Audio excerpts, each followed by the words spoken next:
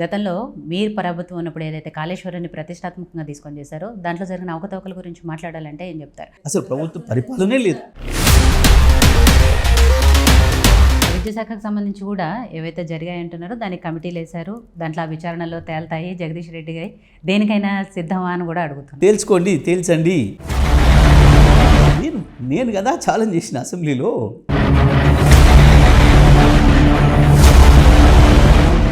తెచ్చిన తెలంగాణ కళను సాకారం చేసుకునే వాళ్ళైతే ఎందుకు ప్రజలు ఈసారి మరి ప్రతిపక్షంలో కూర్చోబెట్టారు? అనేక పార్టీలకి అనుభవాలు ఎదురైన ఒక్క మాకి కాదు.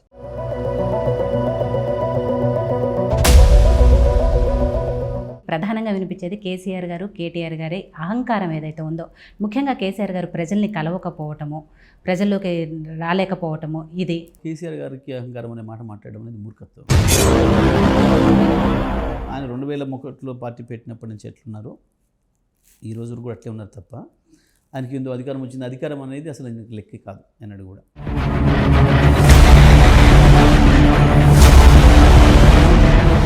బీఆర్ఎస్ ప్రభుత్వంలో ఆ మినిస్టర్ ఈ మినిస్టర్ అనేది లేదు కదా, అన్నిటికీ కూడా అయితే నా కేసీఆర్ గారు మాట్లాడాలి లేదా కేటీఆర్ గారు మాట్లాడాలి, వీళ్ళిద్దరే కదా మాట్లాడేది. నా శాఖ గురించి నేనే మాట్లాడినా, చూసుకోరు మీరు. నువ్వే చాలాసార్లు ఇంటర్వ్యూ చేసినప్పుడు.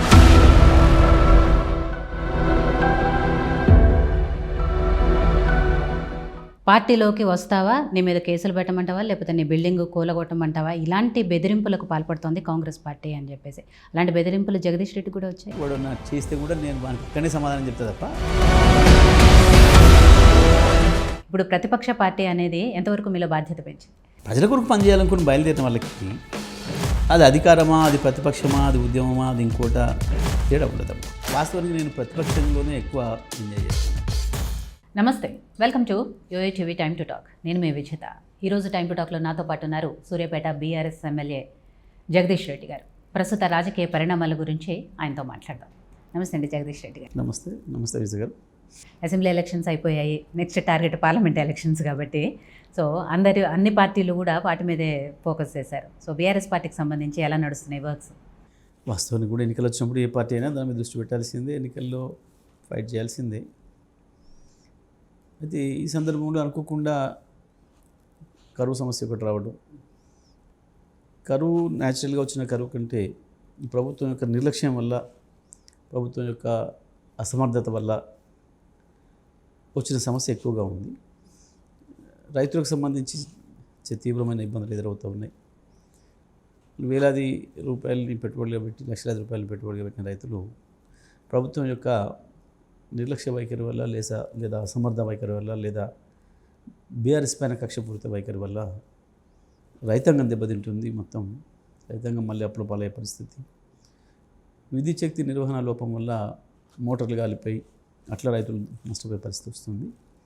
మేము ఎక్కువ దానిపైన దృష్టి పెట్టినాము. ఇప్పుడు ప్రభుత్వానికి రైతులు ఎంత విజ్ఞప్తులు చేసినా పట్టించుకోలేదు వాళ్ళు. కానీ ప్రతిపక్ష పార్టీగా మాకు బాధ్యత వచ్చింది. తప్పకుండా మేము ప్రజల కొరకు కొట్టాడాల్సిన అవసరం వచ్చింది. కాబట్టి మేము కొంత ప్రస్తుతం దానిపైన ఎక్కువగా దృష్టి పెట్టి ఉన్నాం, రైతాంగం కొరకు. ఇవాళ కేసీఆర్ గారు తప్పని పరిస్థితులలో మళ్ళీ రైతులకు పొలాల దగ్గరికి తిరగాల్సిన పరిస్థితి వచ్చింది, రైతుల కొరకు నిలబడాల్సిన పరిస్థితి వచ్చింది. మా దృష్టి ఎక్కువగా దానిపైన ఉంది. ఇంకా ఎన్నికలు, నామినేషన్లు ప్రారంభమైతే మళ్ళీ మేము దాని వైపు పోతాం. సో బీఆర్ఎస్ పార్టీకి సంబంధించిన నాయకులు, ఈవెన్ కేసీఆర్ గారు కూడా ఇదే చెప్తున్నారు. ఈ కరువు ఏదైతే ఉందో అది వచ్చిన కరువు కాదు, కాంగ్రెస్ పార్టీ తెచ్చిన కరువు అని. కాంగ్రెస్ పార్టీ వచ్చి 100 రోజులైందా, లేకపోతే 110, 120 రోజులైంది. ఈ 120 రోజుల్లోనే ఇంత కరువు వచ్చిందా? అది సమస్య. వాస్తవానికి వచ్చిన కరువు తక్కువ, తెచ్చిన కరువు ఎక్కువ అని మేము చెప్పింది నిజం, వాస్తవం. ఎందుకంటే నదుల్లో, ప్రాజెక్టుల్లో కొన్ని నీళ్లు ఉండే, వాటిని కనుక తీసుకొచ్చి సరి అయిన పద్ధతుల్లో వినియోగిస్తే, నీటి నిర్వహణ చేస్తే రైతుల పొలాలు ఎండిపోయాయి కావు. వర్షాలను తెప్పేయలేం, ఎవరితో కాదు. వచ్చే వర్షాన్ని ఆపలేరు, రాని వర్షాన్ని తేలేరు. కానీ వచ్చిన నీళ్లను సరిగ్గా నిర్వహణ చేస్తే పంటలు ఎండిపోకుండా కాపాడుకోగలిగిన అవకాశం ఉండే. విద్యుత్తును సరైన పద్ధతుల్లో గతంలో మేము ఇచ్చిన విధానంలోనే కనుక ఇచ్చి ఉంటే దాన్ని ఇట్లా మోటార్లు కాలిపోయే పరిస్థితి వచ్చేది కాకుండా. ఇవాళ మీకు అందరికీ కూడా తెలుసు, మీరందరూ కూడా సాక్షులు. మీ ఇళ్ళల్లో మీరు కరెంటును అంతకుముందు 5 సంవత్సరాలు ఎట్లా ఉందో చూసిండ్రు, 8 సంవత్సరాలు ఎట్లా ఉందో చూసిండ్రు. మీ మీడియాకు కూడా, మీ టీవీకి కూడా ఎక్కడ కూడా మోటార్లు కాలిపోతున్న మోటార్ల సమస్య కానీ, ఎండిపోతున్న భూముల సమస్య కానీ మీ దృష్టికి రాలేదు. వస్తే మీడియా ఊరుకోదు. సోషల్ మీడియా యాక్టివ్గా ఉంది, దాని నుంచి ప్రజలందరూ యాక్టివ్గా ఉన్నారు, ఊరుకునే వాళ్ళు కాదు. మేము ప్రభుత్వంలో ఉన్న రోజు వరకు మీకు ఒక్కటి కూడా అటువంటి ఇష్యూ రాలేదు. మోటార్ కాలిపోయినట్టు కానీ, ఒక ఎకరం పొలం ఎండిపోయినట్టు కానీ. మేము ఎందుకన్నాము తెచ్చిన కరువు అనే మాట అంటే, ఇటువంటి పరిస్థితి గతంలో మాకు కూడా 2 సార్లు ఎదురైంది. మేము ప్రభుత్వంలో ఉండగా మేము వచ్చిన మొదటి సంవత్సరం 2015లో కూడా ఇటువంటి సమస్య వచ్చింది. ఇవాళ ప్రాజెక్టులో నాగార్జున సాగర్ ప్రాజెక్టులో ఎన్ని నీళ్ళు ఉండినా వాళ్ళు ఇంతకంటే తక్కువ స్థాయిలో ఉంది. అయినప్పటికి కూడా మేము ఖమ్మంకు మంచినీళ్ళు తీసుకుపోవాలనే సాగుతో ఇంకో సాగుతో నీళ్ళు తీసి ఇదే కేఆర్ఎంబి అవ్వాలి కూడా ఉంది. ఉన్నా మేము కేఆర్ఎంబిని లెక్క పెట్టకుండా రైతులు ముఖ్యం, మాకు నిబంధనలు ఏమన్నా ఉండనియండి, రైతాంగాన్ని కాపాడుకోవాల్సిన బాధ్యత ఉంది అని చెప్పి ఏదో ఒక పద్ధతిలో నీళ్ళు ఇచ్చి పంట కాపాడినాం. 2 లక్షల ఎకరాల పంట కాపాడినాం. మళ్ళీ 2023 ప్రారంభంలో కూడా మళ్ళీ ఈ సమస్య వచ్చింది. మొదటి పంట అప్పుడు కూడా ఆ సమస్య వచ్చినప్పుడు కూడా మేము మళ్ళీ అదే పద్ధతుల్లో రైతాంగానికి నీళ్ళు ఇచ్చినాం, కాపాడినాం. అయితే కొన్ని సందర్భాల్లో ఇక్కడ ప్రభుత్వాల మాటను కూడా పెట్టి రైతాంగం వాళ్ళకు నచ్చిన పద్ధతుల్లో వాళ్ళకి తెలిసిన వ్యవసాయాన్ని చేసేవాళ్ళు. అయినప్పటికి కూడా కేసీఆర్ గారు మానవతా దృక్పథంతో సరే రైతులు కదా పాపం వాళ్ళకి తెలిసిందే వేస్తారు, కొత్తది వేయలేకపోతున్నారు అని చెప్పి దాన్ని కాపాడే ప్రయత్నం చేశారు. ఇప్పుడు ప్రత్యేకించి కాళేశ్వరం ప్రాజెక్ట్ కింద ఏదైతే ఉండేనో దాన్ని ఒక 7 లక్షల ఎకరాలకు పైగా కాపాడే అవకాశం ఉంది ప్రభుత్వానికి. కానీ కేవలం కాళేశ్వరం ఏదో కూలిపోయిందని ప్రచారం చేశారు కాబట్టి అదే మాట మీద నిలబడాలన్న దురుద్దేశంతో కాళేశ్వరం నీళ్ళను వాడకుండా, పంపులు ఆన్ చేయకుండా, ప్రాజెక్టులో ఉన్న నీళ్ళను కూడా తీసుకుని రైతాంగానికి ఇవ్వకుండా పొలాలు ఎండబెట్టారు. ఇంకొకటి అసలు ఓపెన్ చేస్తే అసలు మొత్తానికే ప్రమాదం అని కదా చేయట్లేదు. ఇప్పుడు మీకు మొన్న నీళ్ళు వదిలినారు, మీరు వెళ్ళి చూసి రావచ్చు. ఇప్పుడు లిఫ్ట్లన్నీ ఆన్ చేసినారు. దానికి మేము ఇంకా ప్రధానంగా రైతాంగం చెప్తున్నమాట. మొన్న మీరు కూడా గమనించుంటే తెలిసి ఉండేది.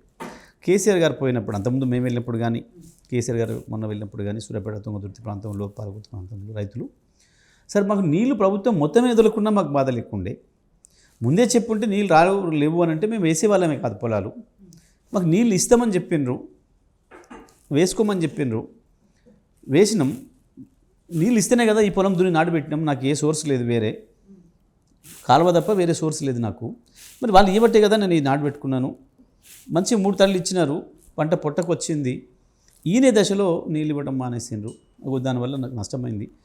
ఒక్కొక్క ఎకరానికి రైతు 25 నుంచి 35 వేల పెట్టుబడి పెట్టారు. ఇది ఎగ్జాగరేషన్ కాదు, ఎవరికైనా తెలుసు. ప్రతి రైతు ప్రతి పంటకు 20-25 వేలు పెడతారు. కౌలు రైతు అయితే 35 వేలు పెడతాడు, ఇంకో 15 కౌలు ఉంటుంది కాబట్టి. ఆ రకంగా మేము పెట్టుకున్నాము. ఒకరొకరం 2 ఎకరాలు కావచ్చు, 3 ఎకరాలు కావచ్చు, 4 ఎకరాలు కావచ్చు. కొద్దిమంది రైతులు 10 ఎకరాలు 8 ఎకరాలు ఉన్న వాళ్ళు కూడా పెట్టుకోవచ్చు. కొంతమంది రైతులు అయితే ఆయనకు 2 ఎకరాలు ఉంటే ఇంకో 4 ఎకరాలు 5 ఎకరాలు కౌలు తీసుకుని కూడా పెట్టిన రైతులు కూడా ఉన్నారు. వాళ్ళందరూ కూడా వాళ్ళ బాధ అసలు వర్ణాతీతంగా ఉంది. మేము ప్రభుత్వం చెప్పి ఉండకపోతే, ప్రభుత్వం ఇచ్చి ఉండకపోతే పెట్టేవాళ్ళం కాదు కదా అని ఇన్ని రోజులు బుకాయించారు. కేసీఆర్ చేపట్టి కరువు తెలివి ఉండాలి కదా. కేసీఆర్ చేపట్టి కరువు వస్తుందా? మీరు చేపట్టి కరువు వచ్చిందని మేము అనలే. వచ్చిన కరువును ఎట్లా ఎదుర్కోవాలో మీకు తెలివి లేకుండా ఉంది, మీకు సోయి లేకుండా ఉంది. లేదా ఏదో బీఆర్ఎస్ పార్టీని బదనాం చేసినాం కదా, ఇప్పుడు ఆన్ చేస్తే ఎట్లా మనకు పరువు పోతుందేమో అన్న భయంతో కాళేశ్వరం పంపులు ఆన్ చేయలేదు. గాయత్రి పంపు ఆన్ చేసిర్రు, లక్ష్మీ పంప్ హౌస్ ఆన్ చేసిర్రు, బాహుబలి పంపులు. మీరు చెప్పదండి ఆ ప్రాంతానికి వెళ్తే ఇలా కనబడతాయి మీకు నిన్న నుంచి ఆన్ చేసిన విషయం. ఎందుకు అంటే కేసీఆర్ గారు 5వ తారీఖు నాడు వస్తా అని చెప్పారు. తుంగతుర్తి సూర్యాపేటకు వచ్చిపోయారు. అక్కడ వారు వచ్చినప్పుడు నీళ్ళు ఇస్తున్నారు. ఆ 2 రోజుల ముందు కేసీఆర్ గారు ప్రకటించిన కాంచి కేసీఆర్ వెళ్ళిపోగానే మళ్ళీ బంద్ చేసిర్రు. ఇక్కడ కూడా కేసీఆర్ 5వ తారీఖు నాడు వస్తా అన్నారు కాబట్టి ఇప్పుడు ఆల్రెడీ మళ్ళీ నీళ్ళు ఇవ్వడం ప్రారంభించారు. వాళ్ళు ఇన్ని రోజులు కాళేశ్వరమే లేదు, మొత్తం అయిపోయిందన్న వాళ్ళు కాళేశ్వరం పంపులు ఎట్లా ఆన్ చేసింది వాళ్ళ? ఇది దొరికిపోయింది దొంగలు. అందుకే అన్నాం మేము, ఇది వచ్చిన కరువు కాదు, కాంగ్రెస్ పార్టీ అసమర్థత వల్ల తెచ్చిన కరువు, లేదా కాంగ్రెస్ పార్టీ కక్షపూరిత వైఖరి వల్ల తెచ్చిన కరువు అన్నమాట. మేము దాని కొరకు చెప్పాం. ఈ కేసీఆర్ కారణం అంటే కేసీఆర్ ఎట్లా కారణం? కేసీఆర్ ఎట్లా కారణం అవుతాడు? తెచ్చిపెట్టినాం, చూపించినాం, దారి చూపించినాం. విద్యుత్తు మీరు గత 8-10 ఏళ్లలో ఎప్పుడన్నా ఒకసారి మీ ఇంట్లో విద్యుత్ పోవడం కానీ, ఒక బల్బ్ ఎగిరిపోవడం కానీ, మీ ఫ్రిడ్జ్ కాలిపోవడం కానీ, ఇంకోటి కానీ చూసిండ్రా? మీ ఊర్లలో రైతు ఎప్పుడైనా మోటార్ కాలిపోయిందనగా విన్నరా? ఇప్పుడు మీరు వెళ్ళండి, మేము చేసే అక్కడ ప్రాక్టికల్గా లేకుండా మేము ఆరోపణ చేస్తే మీరు మమ్మల్ని అనొచ్చు. మీరు వెళ్ళండి, ఇప్పుడు ఏ గ్రామానికైనా వెళ్ళండి తెలంగాణలో. గత 5 సంవత్సరాలు పైగా మా మీద బాగా ఏడ్చింది, బాధపడింది మోటార్లు రిపేర్ చేసుకునే వాళ్ళు. ఇవాళ వాళ్ళు మీరు వెళ్తే ఒకరొకరు ఇట్లా సీరియల్ 20 మోటార్లు ఇట్లా పెట్టి ఉన్నాయి అక్కడ లైన్. ఒక రైతు మోటార్ కాలిపోతే చేయించుకోవడానికి కూడా వారం పడుతుంది. ఎందుకంటే ఆయన తీరడం లేదు చేసి, ఆయన ఊరికొక్కరే ఉంటారు, ఒకరిద్దరు. కొంతమంది అయితే ఆ వృత్తి మానేశారు, మాకు గిరాకీ లేదని ఒకరిద్దరు వృత్తి కూడా మానేసి వేరే పని చూసుకున్నారు. ఇప్పుడు వాళ్ళ దగ్గర ఆ పరిస్థితి ఉంది. మీరు హైదరాబాద్లో పట్టణాలలో ఇన్వర్టర్లు, మళ్ళీ ఇన్వర్టర్ల గిరాకీ మొదలైంది, ఇన్వర్టర్ల షాపులు, జనరేటర్ల షాపులు మొదలైనవి. ఇక్కడున్న జనరేటర్ కూడా పక్కన, అది మధ్యన చాలాసార్లు వినబడుతుంది. నాకు కూడా యాక్చువల్గా తెలియదు, నేను ఇంట్లోకి వచ్చి జస్ట్ 3 months అయింది. ఓ రోజు నేను ఫ్రెండ్స్తో మాట్లాడుతున్నాను, ఈ సమయానికి చప్పుడు మొదలించాలి పెద్దగా. నేను కింద ఏదైనా పెద్ద వెహికల్ వచ్చిందేమో, చప్పుడు ఎంతసేపు ఎందుకు వస్తుందని అడిగినాను. అంటే లేదు సార్, పవర్ పోయింది, మన జనరేటర్ ఆన్ అయింది అని చెప్పినాడు మా పిల్లోడు. ఓహో, ఇక్కడ దీనికి ఆటోమేటిక్ జనరేటర్ ఉంది, అది ఆన్ అయింది అని అర్థమైంది మాకు. అట్లా కంటిన్యూ 2 గంటలు విన్నాం. అట్లా హైదరాబాద్లో ఎక్కడ చూసినా పరిస్థితి కనపడుతూ ఉంది మనకు. దీనికి ఎవరు కారణం అవుతారు? కేసీఆర్ ఉన్న రోజులు, మేము ఉన్న రోజులు లేని సమస్య ఇప్పుడు వచ్చింది అంటే కారణం మీరు అవుతారా, కేసీఆర్ అవుతారా, ఎట్లా అవుతారు? ఊరికే ఏదో కేసీఆర్ మీద పడేసేసి తప్పించుకుంటామంటే ప్రజలది లేదా? ప్రజలకు విజ్ఞత ఉంది కదా, ప్రజలు ఆలోచిస్తారు కదా. తప్పించుకోవడానికి మాట్లాడే మాటలు తప్ప, బుకాయించే మాటలు తప్ప సరైన కావు. దాని నుంచి వాళ్ళు బయటపడలేరు. ఆ రకంగా చెప్పి తప్పించుకోవడం వల్ల కేసీఆర్ మీద ఆరోపణ చేసి మేము తప్పించుకుంటామంటే తెలివితక్కువతనం అవుతుంది. అయితే విషయం ఏంది ఇక్కడ అంటే, మొట్టమొదటిగా వాళ్ళకి ఇప్పటి వరకు కూడా మేం పరిపాలనలోకి వచ్చినామన్న సోయి లేదు, ఆలోచన లేదు. బాధ్యత మాది అని ఇప్పటికి తెలియటం లేదు. నీకు 100 రోజుల టైము, 200 రోజుల టైము, 300 రోజుల టైం ఉండదు. ఏ నిమిషంలో అయితే నువ్వు ప్రమాణ స్వీకారం చేస్తావో అప్పటి నుంచి బాధ్యత అనేది ఉంటుంది ఎప్పుడు కూడా. 100 రోజుల దాకా ఆవిరి మీరు, లేదా 100 రోజుల దాకా మీరు బాధ్యులు, కుదరదు. రాజకీయ అధికారం ఆ క్షణం నుంచే మొదలవుతుంది, రాజ్యాధికారం. సో ఆయన 100 రోజుల టైం అన్నారు. మేము మిగతా ఇష్యూస్ మీద మాట్లాడకుండా ఇచ్చిన హామీల కొరకు, ఓకే, ఇచ్చిన హామీల కొరకు ఆగినాం, వాటి గురించి మేము కూడా ఏం తొందరపడలేదు. కానీ ఈ సమస్య, ఇటువంటి సమస్య వచ్చినప్పుడు వెంటనే రంగంలో దిగాలి ప్రభుత్వం. మీరు గమనిస్తే ఒక్క సమీక్ష కూడా లేదు ఇంతవరకు వ్యవసాయ రంగం పైన. కరువు వస్తుంది రాదు తర్వాత విషయం, కనీసం ప్రతి సీజన్ మొదట్లో వ్యవసాయ రంగం పైన సమీక్ష చేయాలి ప్రభుత్వం. మేము చేసేవాళ్ళం, కేసీఆర్ గారు రాష్ట్ర స్థాయిలో కేసీఆర్ గారు చేసేవాళ్ళు, జిల్లా స్థాయిలో మేము చేసేవాళ్ళం ప్రతి కలెక్టర్ ఆఫీస్లో.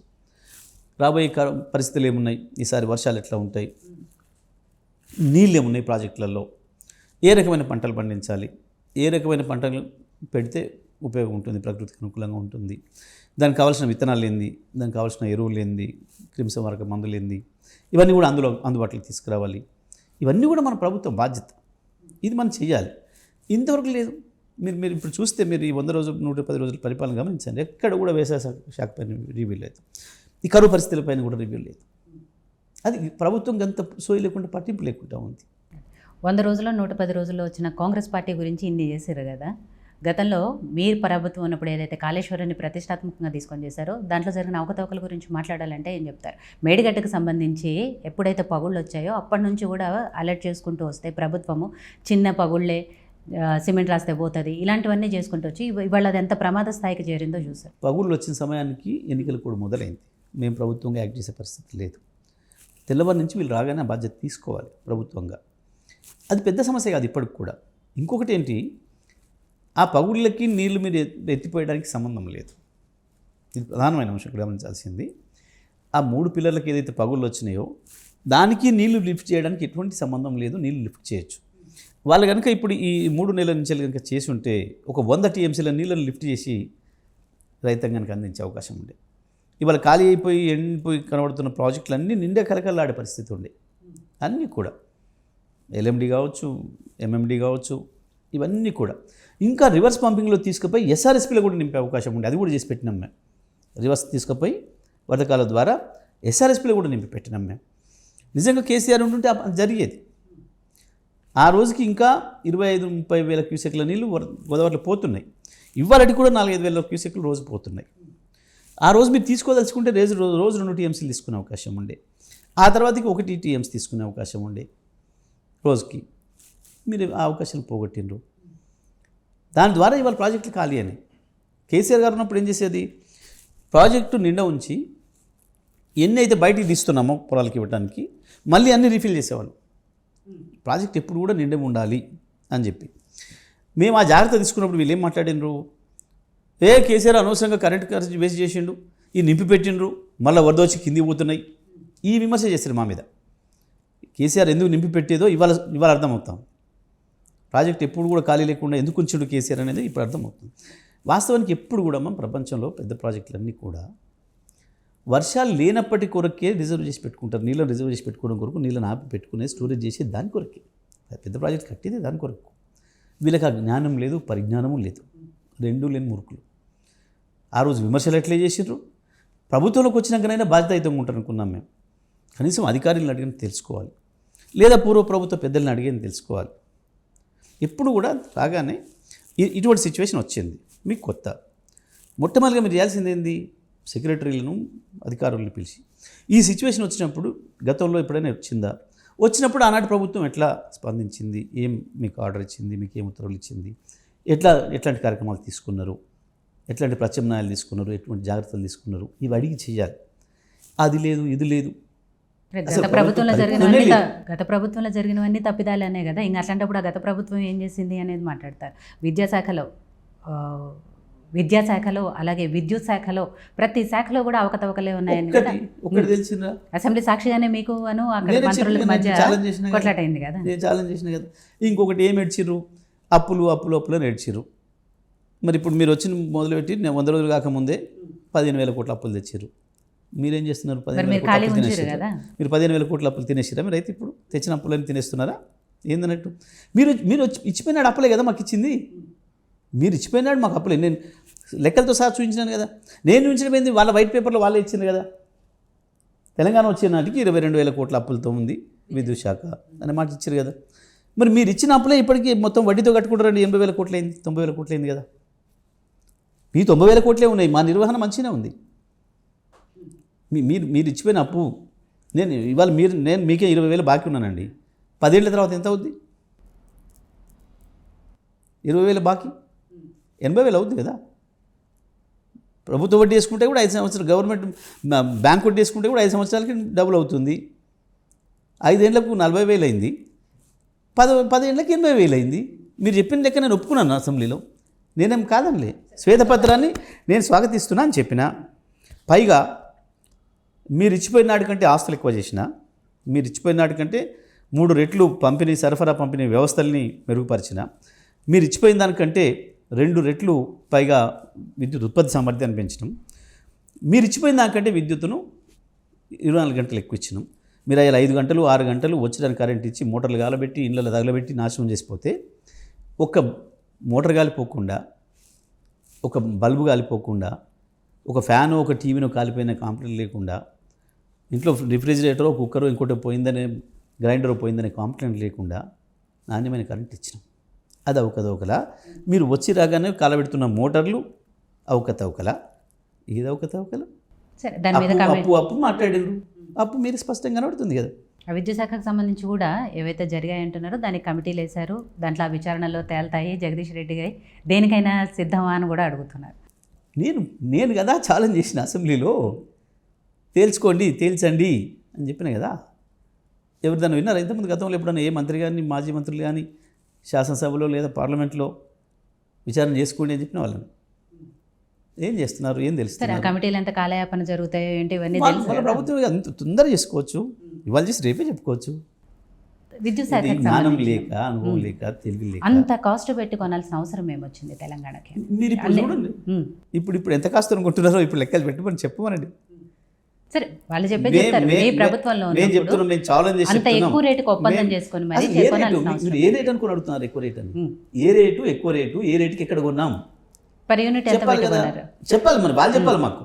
మేము ఎంత కొన్నాం, ఎక్కడ కొన్నాం వాళ్ళు చెప్పాలి. ఇగో ఇది పలానా రేట్ ఎక్కువ. మొత్తం భారతదేశంలో అన్ని రాష్ట్రాల కంటే తక్కువ రేటుతో కూడా మేము అందుకే అంత ధైర్యంగా ఛాలెంజ్ చేసినాం. పక్కన కర్ణాటకలో వాళ్ళ రాష్ట్ర ప్రభుత్వం ఉంది, అవతల రాజస్థాన్లో వాళ్ళది ఉంది. అంతకుముందు వాళ్ళకంటే తక్కువ రేట్లో విద్యుత్తును కొనుగోలు ఒప్పందాలు చేసుకుంది.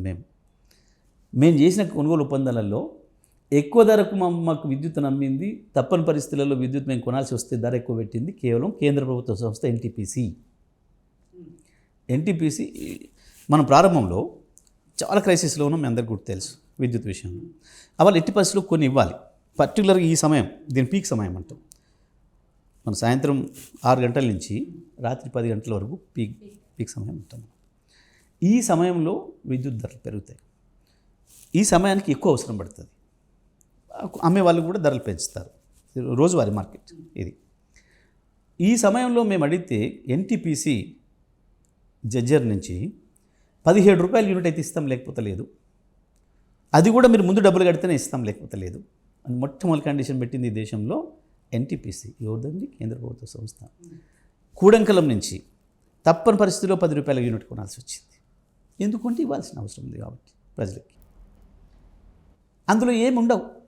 ప్రభుత్వ సంస్థ కన్నా లంచాలు ఇచ్చుకుంటుందండి. ఏం తెలియని మాట. కాకపోతే ఎన్టీపీసీ చైర్మన్కు లేదా ఎన్టీపీసీ చైర్మన్ ఇక్కడ జెన్కో చైర్మన్కు డబ్బులు ఇచ్చుకుంటారా? ఇస్తారా? ఎక్కడి నుంచి తెచ్చి లంచితం ఇస్తాడా?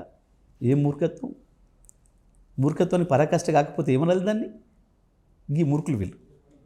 సో అధికార పార్టీ, విద్యుత్ శాఖ మంత్రి జగదీష్ రెడ్డి, ఈ పదాలేవి ఇప్పుడు వినిపించట్లేదు కదా, ఎలా అనిపిస్తుంది? హ్యాపీగా ఉంది. కాకపోతే బాధగా ఉంది ఏంటంటే, పాపం మేము అంతా చేసి పెట్టిపోయిందని కూడా సర్వనాశనం చేస్తున్నారు. మేము దారి చూపిస్తే కూడా చేయలేని దరిద్రులు వచ్చిండ్రు. మా కళ్ళ ముందే ఖరాబ్ అవుతుంది. మా కళ్ళ ముందే వందలాది మంది రైతులు చచ్చిపోతున్నారు. ఇది బాధ కలుగుతుంది. మాకెందుకు అధికారం లేదు. మేము ఒక పార్టీగా బ్రహ్మాండంగా ఇవాళ ప్రతిపక్షంగా మా పాత్ర నిర్వహిస్తున్నాం. ఒక రాజకీయ పార్టీ అన్నప్పుడు ప్రజలు అవకాశం ఇస్తేనేమో అధికార పార్టీగా సేవ చేశాడు. ప్రతిపక్షంగా ఇచ్చినప్పుడు ప్రతిపక్షంగా అధికార పార్టీ చేయలేని వాటిని ఎత్తి చూపడం, ప్రజలను చైతన్యవంతం చేయటం, ఆ ప్రభుత్వాలను మెడల వంచి పనిచేయించగలగటం, లేదా మళ్ళీ అవకాశం వచ్చినప్పుడు, మళ్ళీ ఎన్నికలు వచ్చినప్పుడు ప్రజలు అవకాశం ఇచ్చేటట్టుగా చేసుకోవడం, ఇది బాధ్యత. వాస్తవానికి అప్పటికంటే ఒత్తిడి నుంచి బయటపడ్డాం. అప్పుడు ప్రతి క్షణం ఒత్తిడితో పనిచేసినాం. కొత్తగా రాష్ట్రం తెచ్చుకున్నాం. దీన్ని నిలబెట్టుకోవాలి, అన్ని కళలు నిలబెట్టుకోవాలి అనుకున్నాం, చేసినాం. మేము చాలా సంతోషంగా ఉన్నాం. బహుశా మేము ప్రపంచంలో ఏ ప్రభుత్వాలు చేయలేనటువంటి అద్భుతమైన పనులు చేసినాం. అతి తక్కువ కాలంలో అత్యంత అద్భుతమైన అభివృద్ధిని చూపించినాం. ఈ ప్రపంచంలోనే, నేను మామూలుగా చెప్పడం లేదు, ప్రపంచంలోనే అంటున్నా. కమ్యూనిస్టు దేశాలనుకున్న దేశాల్లో, నియంతృత్వ దేశాలనుకున్న దేశాల్లో కూడా జరగని పనిని ఒక డెమోక్రటిక్ కంట్రీలో చేయగలిగిన ఒక చిన్న యూనిట్ అయినప్పటికీ, మాది సార్వభౌమాధికారం కాదు, అయినప్పటికీ మాకున్న లిమిటెడ్ అధికారాల విధులతోని బ్రహ్మాండమైన అభివృద్ధి చేసి చూపించినాం. మేము ప్రతి రంగంలో, మీరు ఈ రంగంలో 2014 కంటే వెనక్కిపోయింది అని చెప్పడానికి ఏది లేదు.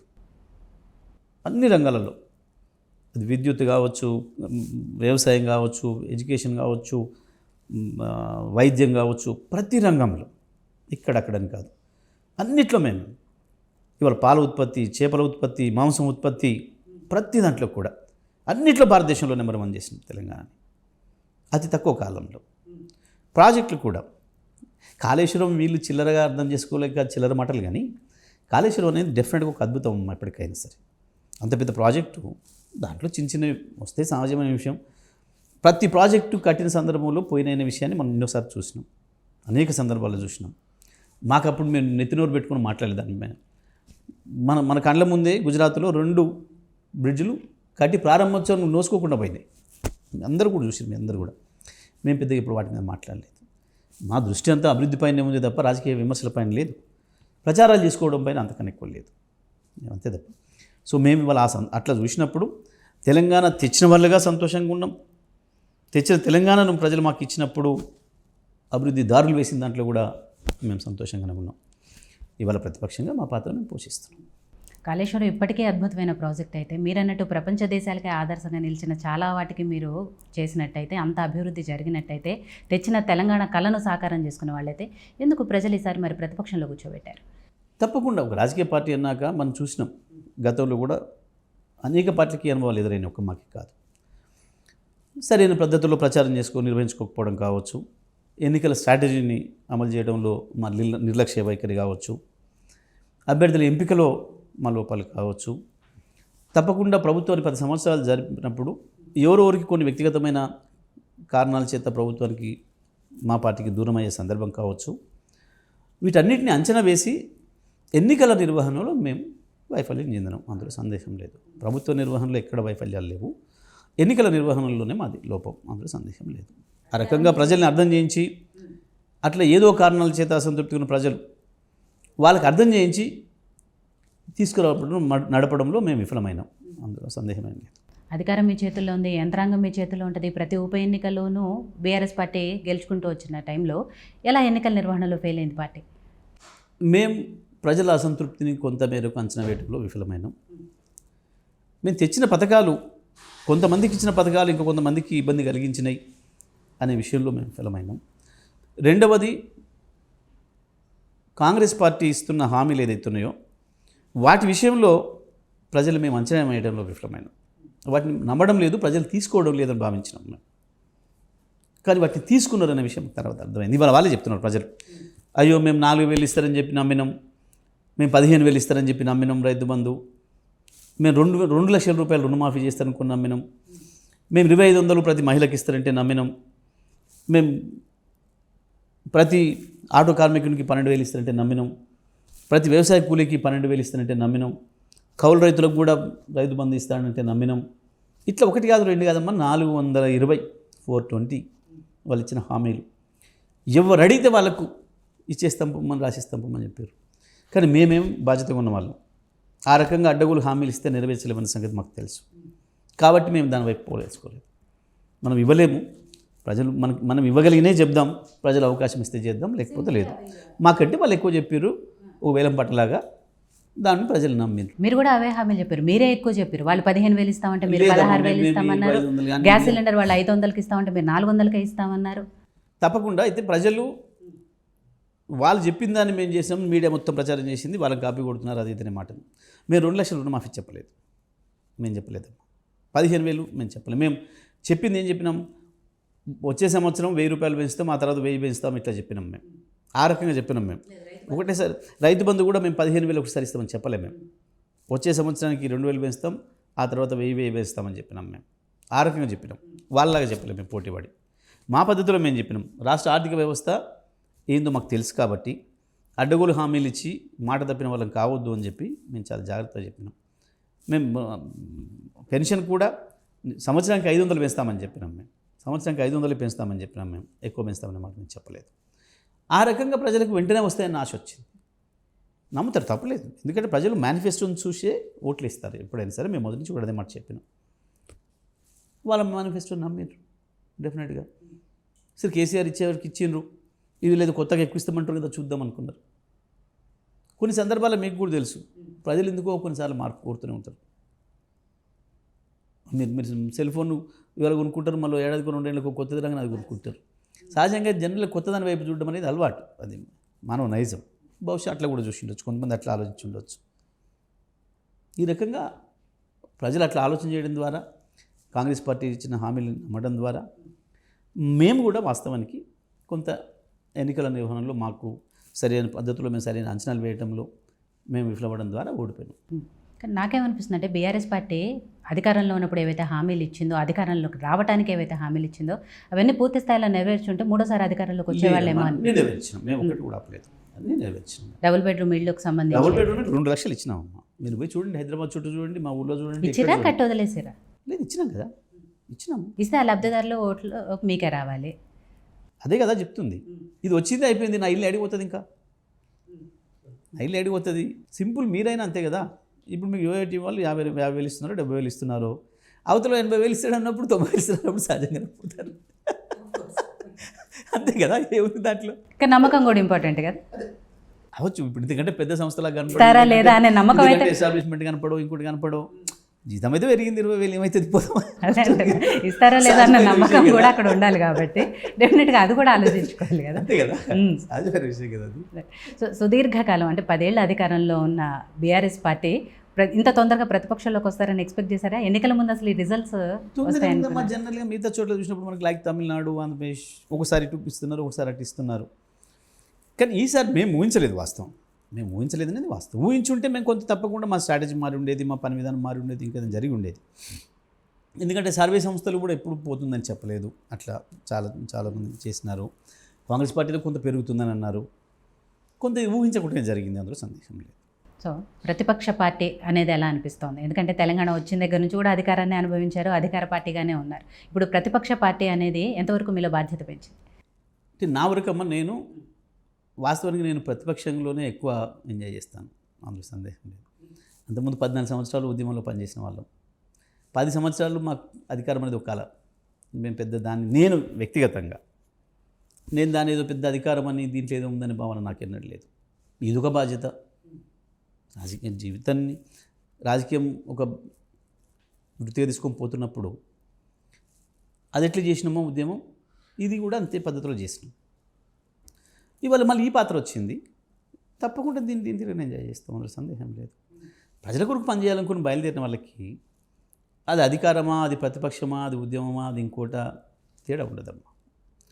కొద్ది మందికి ఉండొచ్చు, కొంతమందికి అధికారం ఎట్టుంటే అటే పోయే వాళ్ళు కొంతమంది ఉంటారు. ఇక వాళ్ళ గురించి పెద్దగా ఆలోచించే పని లేదు. ఇది ఎక్కడైనా అంతే. ఇది ప్రజలు కూడా తెలుసు, అరే ఆ చెరువులో నిండినాయి కొన్ని కొంగలంలో పోతాయి అని ప్రజలు కూడా అనుకుంటారు. కాబట్టి పెద్దగా వాళ్ళ గురించి మేము ఆలోచించాం. కానీ మాలాంటి వాళ్ళకి మాత్రం మేము ఎటువంటి పాత్ర అయినా ప్రజల కొరకు పనిచేయాలి. అసలు ప్రజల కొరకు ప్రాణాలకు తెగించిపోయిన వాళ్ళం మేము. ఇక మాకు ఇదేమవుతుంది ఇష్యూ కాదు ఇది. తప్పకుండా దీన్ని ఎట్లా చేయాలనో సంపూర్ణంగా చేస్తాం. మేము సంపూర్ణంగా నమ్మిన దాని కొరకు పనిచేసే వాళ్ళకు ఎప్పుడు కూడా ఇది అధికారమా, ప్రతిపక్షమా, ఇంకోట అనే తేడా ఉండదు. సో మొన్నటి అసెంబ్లీ ఎలక్షన్స్లో ఉమ్మడి నల్గొండ జిల్లాలో మొత్తానికి కాంగ్రెస్ పార్టీ ఖాతాలో వేసుకుంది. ఒక్క మీరు మాత్రమే బీఆర్ఎస్ పార్టీ నుంచి అక్కడ గెలుచుకున్న ఎమ్మెల్యే. సో ఎలా సాధ్యమైంది? ఎందుకంటే చాలామందికి అక్కడున్న ఎమ్మెల్యేల మీద వ్యతిరేకతో, లేకపోతే కేసీఆర్ గారు, కేటీఆర్ గారి అహంకారపూరిత ధోరణి, ఇవన్నీ కూడా పార్టీకి వ్యతిరేక ఫలితాలు ఇచ్చాయి అనేది. బట్ ఇంత కాంగ్రెస్ హవాలో మీరు మాత్రమే గెలవాలి అనే దానికి కారణాలు విశ్లేషించుకుంటే ఏమనిపిస్తుంది? మీరు ప్రజలకు దగ్గరలో ఉన్నారా? నేను ఒక్కనేను కదమ్మా, 39 మందిని గెలిచినాము. సహజంగానే కొన్ని చోట్ల మార్చిన చోట కూడా కొంతమంది కొత్త వాళ్ళకు కూడా గెలిపించినారు. తప్పకుండా పని విధానము, వ్యక్తిగతంగా ఉండే అవి సంబంధాలు అవి కూడా పనిచేస్తాయి, అందులో సందేహమేం లేదు. పార్టీ వేవ్ ఉన్నప్పుడేమో ఎవరైనా గెలుస్తారు. ఇప్పుడు మనం చూసినాం కాంగ్రెస్లో చాలా కొత్త వాళ్ళు, పాపం నియోజకవర్గం పేరు తెలియని వాళ్ళు ఎక్కడెక్కడి నుంచో వచ్చి బయట రాష్ట్రాలు, బయట దేశాల నుంచి వచ్చి కూడా పాపం ఇట్లా నామినేషన్ చేసి గెలిచినారు. వాళ్ళకి ఒక కళలాగా, టీఆర్ఎస్ పార్టీ నుంచి కూడా కళలాగా. సో అట్లా ఫస్ట్ టీఆర్ఎస్ నుంచి కూడా అంత కొత్త వాళ్ళు, రాజకీయాలు తెలియని వాళ్ళు చాలా ఇట్లా పెట్టగానే పోయి గెలిచి వచ్చినారు. పార్టీ హవా ఉన్నప్పుడు, పార్టీకి వ్యతిరేక పవనాలు ఉన్నప్పుడు కొంత ప్రజల్లో పట్టున్న వాళ్ళు, ప్రజల్లో వ్యక్తిగతంగా సంబంధాలు ఉన్నవాళ్ళు, ప్రజల్లో వ్యక్తిగతంగా పేరున్న వాళ్ళకు కొంతమందికి గెలిచే అవకాశాలు ఉంటాయి. తప్పకుండా అట్లా గెలిచినాం, 39 మంది గెలిచినాం. నా వరకు నేను కూడా అన్ని చాలా రకాల కారణాలు ఉంటాయి అమ్మ ఎన్నికలలో. ప్రత్యర్థుల బలహీనతలు, ప్రత్యర్థుల సంఖ్య, చాలా విషయాలు ఉంటాయి దాంట్లో. వాటన్నిటి మీద ఆధారపడి ఉంటాయి గెలిపోవడం. సో బీఆర్ఎస్ పార్టీకి నెగిటివ్ ఫలితాలకి సరే మీరు అంటే బీఆర్ఎస్ పార్టీ నాయకులు ఎలాంటి కారణాలు విశ్లేషించుకున్నారో నాకు తెలియదు. కానీ నాకు తెలిసినంత వరకు అయితే నేను మీడియాలో చూసినంత వరకు, లేకపోతే నలుగురు మాట్లాడిన దాని ప్రకారం కొన్ని కారణాలు ఉన్నాయి. వాటికి సంబంధించి మీరు పూర్తి స్థాయిలో చెప్పాలి. ఒకటి ప్రధానంగా వినిపించేది కేసీఆర్ గారు, కేటీఆర్ గారి అహంకారం ఏదైతే ఉందో, ముఖ్యంగా కేసీఆర్ గారు ప్రజల్ని కలవకపోవటము, ప్రజల్లోకి రాలేకపోవటము ఇది. దాని తర్వాత కేటీఆర్ గారు ఎక్కడ స్టేజ్లో మాట్లాడినా కూడా అహంకారంగా మాట్లాడటము. వీటితో పాటు ధరణికి సంబంధించి ఇష్యూస్ ఏవైతే ఉన్నాయో వాటిని ప్రజలు ఈ సమస్యలు ఉన్నాయి అంటున్నా కూడా పెడచెవిన పెట్టడం, కాళేశ్వరం ప్రాజెక్టుకు సంబంధించి మేడిగడ్డ కుంగుబాటుకు అదొకటి, ఇలా రకరకాల కారణాలు వినిపిస్తున్నాయి. సో మీకు సంబంధించి ఏమనిపిస్తుంది? చాలా తప్పమ్మా. కేసీఆర్ గారికి అహంకారం అనే మాట మాట్లాడడం అనేది మూర్ఖత్వం. అది మూర్ఖత్వం తప్ప ఇంకోటి కాదు. ఎందుకు ప్రగతి భవన్కి ఎవరిని రానికుండా కేసీఆర్ గారి ప్రవర్తనలో కొత్తగా ఏ మార్పు రాలేదు. ఆయన 2001లో పార్టీ పెట్టినప్పటి నుంచి ఎట్లున్నారో ఈ రోజు కూడా అట్లే ఉన్నారు తప్ప ఆయనకి ఎందుకు అధికారం వచ్చింది, అధికారం అనేది అసలు ఆయనకి లెక్కే కాదు అన్నాడు కూడా.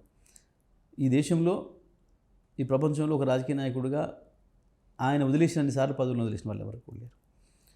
పదవి దీంతో వస్తుంది మా అహంకారం, మనిషికి ఎందుకు వస్తుంది? అయినా అటువంటి రాజకీయ నాయకుడికి, అటువంటి పరిపాలన దక్షునికి అసలు వాళ్ళకి అహంకారం అనే పదం అంటగట్టడానికి లేదమ్మా. మోడీ ఎవరిని కలుస్తారండి? మోడీ ఎంతమంది కలిసిన ఒకసారి మోడీ కలిసిన వాళ్ళు లిస్ట్ ఇస్తారా మీరు ఏమైనా? పక్క రాష్ట్రం ముఖ్యమంత్రులు ఏమన్నా రోజు ఎంతమంది కలిసి వాళ్ళు లిస్ట్ ఇస్తారా ఎప్పుడైనా?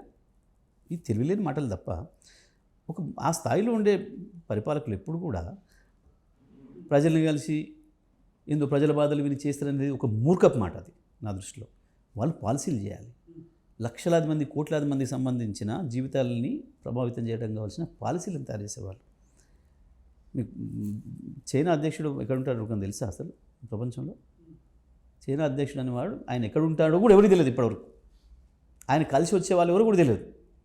ఆయన పాలసీలు ఎవరి ద్వారా పంపిస్తారో కూడా తెలియదు. ఆ రకంగా ఉంటుంది. ఎంత మూర్ఖత్వం. ఏమిటికి ఎవరు కలవలేదు, దేనికి కలవలేదు. ప్రజల సమస్యలు ఏది ఆయన దగ్గర పోలేదు. ప్రజల సమస్యలు చేర్చడానికి మేమందరం ఉన్నది దేనికి? మిమ్మల్ని రానియలేదు కదా అసలు ప్రగతి భవన్లోకి, మంత్రుల్ని ఎమ్మెల్యేలని రానియలేదని కదా. పిచ్చివాడు వాగి పూర్తిగా తెలంగాణ వ్యతిరేక మీడియా ఉంది ఇక్కడ. మొదటి నుంచి తెలంగాణ వ్యతిరేకిస్తున్న శక్తులు మీడియాలో చాలా పవర్ఫుల్గా ఉన్నాయి. వాటన్నింటినీ కొట్టి మేము ముందుకు వచ్చినాము. మళ్ళీ ఒక అవకాశం వచ్చింది, ఏదో రకంగా కేసీఆర్ గారిని పడగొట్టాలన్న దాంట్లో మీడియా ఎదురు చూస్తూ కూర్చుంది. ఆంధ్రకు సంబంధించిన మీడియా బాగా వాళ్ళకి అవకాశం దొరికింది. వాళ్ళు ఇష్టం వచ్చిన పద్ధతుల్లో వాళ్ళ నోటికి వచ్చిన ఏది పడితే అది రాసిండ్రు, ఏది పడితే అది ప్రచారాలు చేసిండ్రు. ఎప్పుడు చూసినా సరే దాన్ని కొంత ప్రజల్ని నమ్మించే స్థాయికి ఒక అబద్ధాన్ని 100 సార్లు చెప్తే నమ్ముతారనేది ఏదైతే ఉందో గోబెల్స్ ప్రచారం, 1000 సార్లు చెప్పారు, 1,00,000 సార్లు చెప్పారు. అదే పనిగా ఇంకొక పని లేకుండా వాళ్ళు మాట్లాడిన మాటలు ఈ మూర్ఖ మాటలు తప్ప వాడిని ఒన్ను రానియలేదు, వాడి కొడుకు అడిగితే టైం ఇవ్వలేదు, వాడేదో వ్యక్తిగతమైన పైరవి కొరకు వచ్చి అడిగి ఉంటాడు, ఇవ్వలేదు.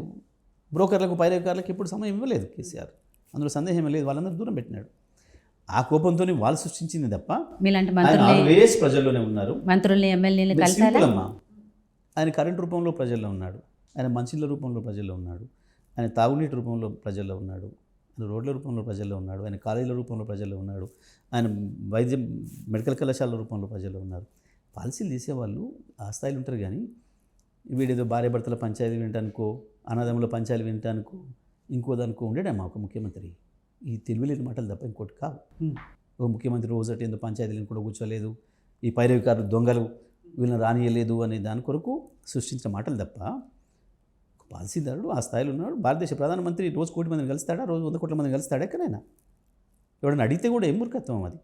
ఇప్పుడు ప్రగతి భవన్లో ఎంతమందినో రోజు ఎంతమంది కలిసినాడు ఆయన? ఇప్పుడు ప్రగతి భవన్లో ముఖ్యమంత్రి కలుస్తున్నారు అన్నారు కదా. వరుస ముఖ్యమంత్రి ఉన్నాడు, రోజు ఎంతమందిని కలుస్తున్నాడు ఇస్తారా లిస్టు? కర్ణాటక ముఖ్యమంత్రి ఉన్నాడు, రోజు 8,000 మందిని కలుస్తున్నాడు ఇస్తారా లిస్టు?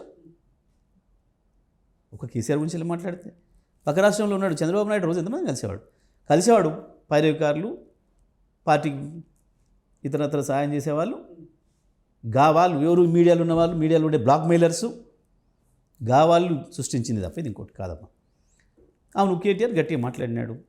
ఎవరిని వీళ్ళను ఈ దొంగలు ఈ పైరవికారుల గురించి వెళ్ళి గట్టిగా మాట్లాడడం అనేది ఇది అహంకారము. ఏందమ్మా అసలు అహంకారం అంటే? నాకు అర్థం కాలేదు. అహంకారం అంటే ఏంది? దానికి మీనింగ్ చెప్పానండి ఒకసారి. ఏంటిదో అహంకారం అంటే? నువ్వు టైం పెడితే నీకు ఇవ్వకపోతే అహంకారమా? రకరకాల కారణాలు చేద్దాం. ఓ ఎంఆర్ఓనే టైం వేయడమ్మా, పోతే వెళ్ళగొడతాడు, నేను గర్వం పొమ్మని అంటాడు. ఇలా మేము సీఎస్ని కూడా టైం అడిగినాం, మాకు 10ంటికి కావాలన్నాం, 12 గంటలకైతే వీలైద్ది అన్నారు. ఏమంటుంది దానికి? ఇవ్వాలి రేపు మనం అడగంగానే వాళ్ళ సమయాన్ని బట్టి వాళ్ళు ఇస్తారు. దానికి కింద అహంకారం. అహంకారం అనేది ఓ పదవి రాగానో పైసలు రాగానో పెరిగి చుట్టాలను వదిలేసిపోయినోడు, వినివాన్ని వదిలేసిపోయినోడు గురించి మాట్లాడుకుంటారు ఇక్కడ ఊర్లలో. అది విన్నాం మనం.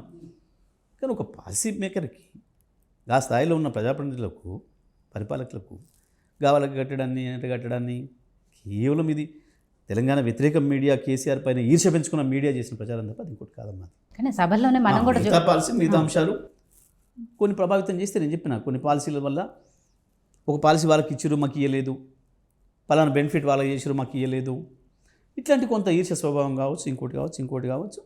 వాటి వల్ల కొంత మనం వస్తే ఉండొచ్చు అసంతృప్తి. అన్నిటికీ మించి అవతల వాడు నేను ఎక్కువ ఇస్తానని ఆఫర్ చేసినప్పుడు ప్రజలు నమ్ముతారు కాబట్టి సహజంగా పోయినారు, అందులో సందేహం లేదు. దానికి ఇదేందో అహంకారం ఏందో ఏమవసరం? మనం ప్రతిరోజు ప్రతి ఊరి నుంచి ప్రజలు వచ్చి కలుస్తారా ఎవరిని నియోజకవర్గానికైనా? ఆఫ్టర్ సర్పంచ్ అయ్యాడు, మొత్తం రోజు సర్పంచ్ ఓట్లు వేసిన 2,000 మందిని కలుస్తాడండి రోజు. ఏం మాట అసలు ఇది? మీరు ఎప్పుడన్నా కేసీఆర్ గెలవడానికి ప్రయత్నం చేసినరా? తామే వెళ్ళలేదా? మీరు ఎప్పుడన్నా మమ్మల్ని గెలవడానికి ప్రయత్నం చేసినరా? అంటే ఒక యాంకర్గా కాదు, ఓ మామూలు ఓటర్గా ఎంతమంది కలుస్తారని ప్రయత్నం చేస్తారా? ఎంతమందికి టైం ఇవ్వరు? ఎవరు గీవిలే మీడియాని చేతులు పెట్టుకొని మేము దేన్నైనా భయపెట్టిస్తాం, మా ఇష్టం వచ్చింది చేస్తామనే అహంకారపూరితమైన వాళ్ళు ఎవరైతే ఉన్నారో వాళ్ళ అహం దెబ్బతిన్నది కాబట్టి కేసీఆర్ మీద ఆరోపణలు ఇస్తే తప్ప ఇంకోటి కాదమ్మా. దాన్ని వాళ్ళు చేసిన ప్రచారం ఇది. మీరు పక్క రాష్ట్ర ముఖ్యమంత్రులు ఎంతమందిని కలుస్తున్నారు అన్న, పక్క రాష్ట్రం దాకా ఎందుకు, ఇప్పుడు రాష్ట్ర ముఖ్యమంత్రి, మన రాష్ట్ర ముఖ్యమంత్రి గురించే మాట్లాడుకుందాం. ప్రగతి భవన్లో రోజు కనీసం ప్రజా కోర్టు ద్వారా వినతి పత్రాలు అనేది తీసుకుంటున్నారు కదా, ఇస్తారా లిస్ట్? మీరు ఇప్పుడు రేవంత్ రెడ్డి ఎంతమంది ప్రజలు కలిసి లిస్ట్ ఇస్తారా మీరు? వినతి పత్రాలు తీసుకుంటున్నారు కదా. ఎందుకు తీసుకోలేదు? మా వినతి పత్రాలు మేము అందరం తీసుకున్నాము. వీళ్ళు ఇవాళ హైదరాబాద్ పెట్టి తీసుకుంటున్నారు, వినతి పత్రాలు మేము తీసుకున్నాము. కలెక్టర్లు తీసుకున్నారు, ఎంఆర్ఓలు తీసుకున్నారు, మేము తీసుకున్నాం, ఎమ్మెల్యేలను తీసుకున్నాం, మంత్రులను తీసుకున్నాం. వీళ్ళు తీసుకున్న దానికంటే 100 రెట్లు రోజు ఎక్కువ తీసుకునే వాళ్ళం. దేనికి ఉందమ్మా మంత్రివర్గం దేనికి, కింద ఎమ్మెల్యేలు దేనికి, కలెక్టర్లు దేనికి, ఆర్డీఓలు దేనికి, ఎంఆర్ఓలు దేనికమ్మా? ఎంఆర్ఓ కార్డు ఇచ్చి పిటిషన్ వచ్చి ముఖ్యమంత్రి కార్డు ఇస్తారు ఎవడైనా? దేనికి ఉంది వ్యవస్థ? పిరమిడ్ వ్యవస్థ దేనికి నిర్మాణం చేస్తారు? ఊళ్ళో పెళ్ళ 3 పంచాయతీకి ముఖ్యమంత్రి కాడికి వస్తారా? ఎంతమందిని కలిసి మీరు అదే మాట్లాడదాం. ఓకే, మీరు మంచిగా గుర్తు చేసినారు. ప్రజా దర్బార్లో ఎంతమందిని కలిసిండు ఇప్పుడు ఒక లిస్ట్ ఇది?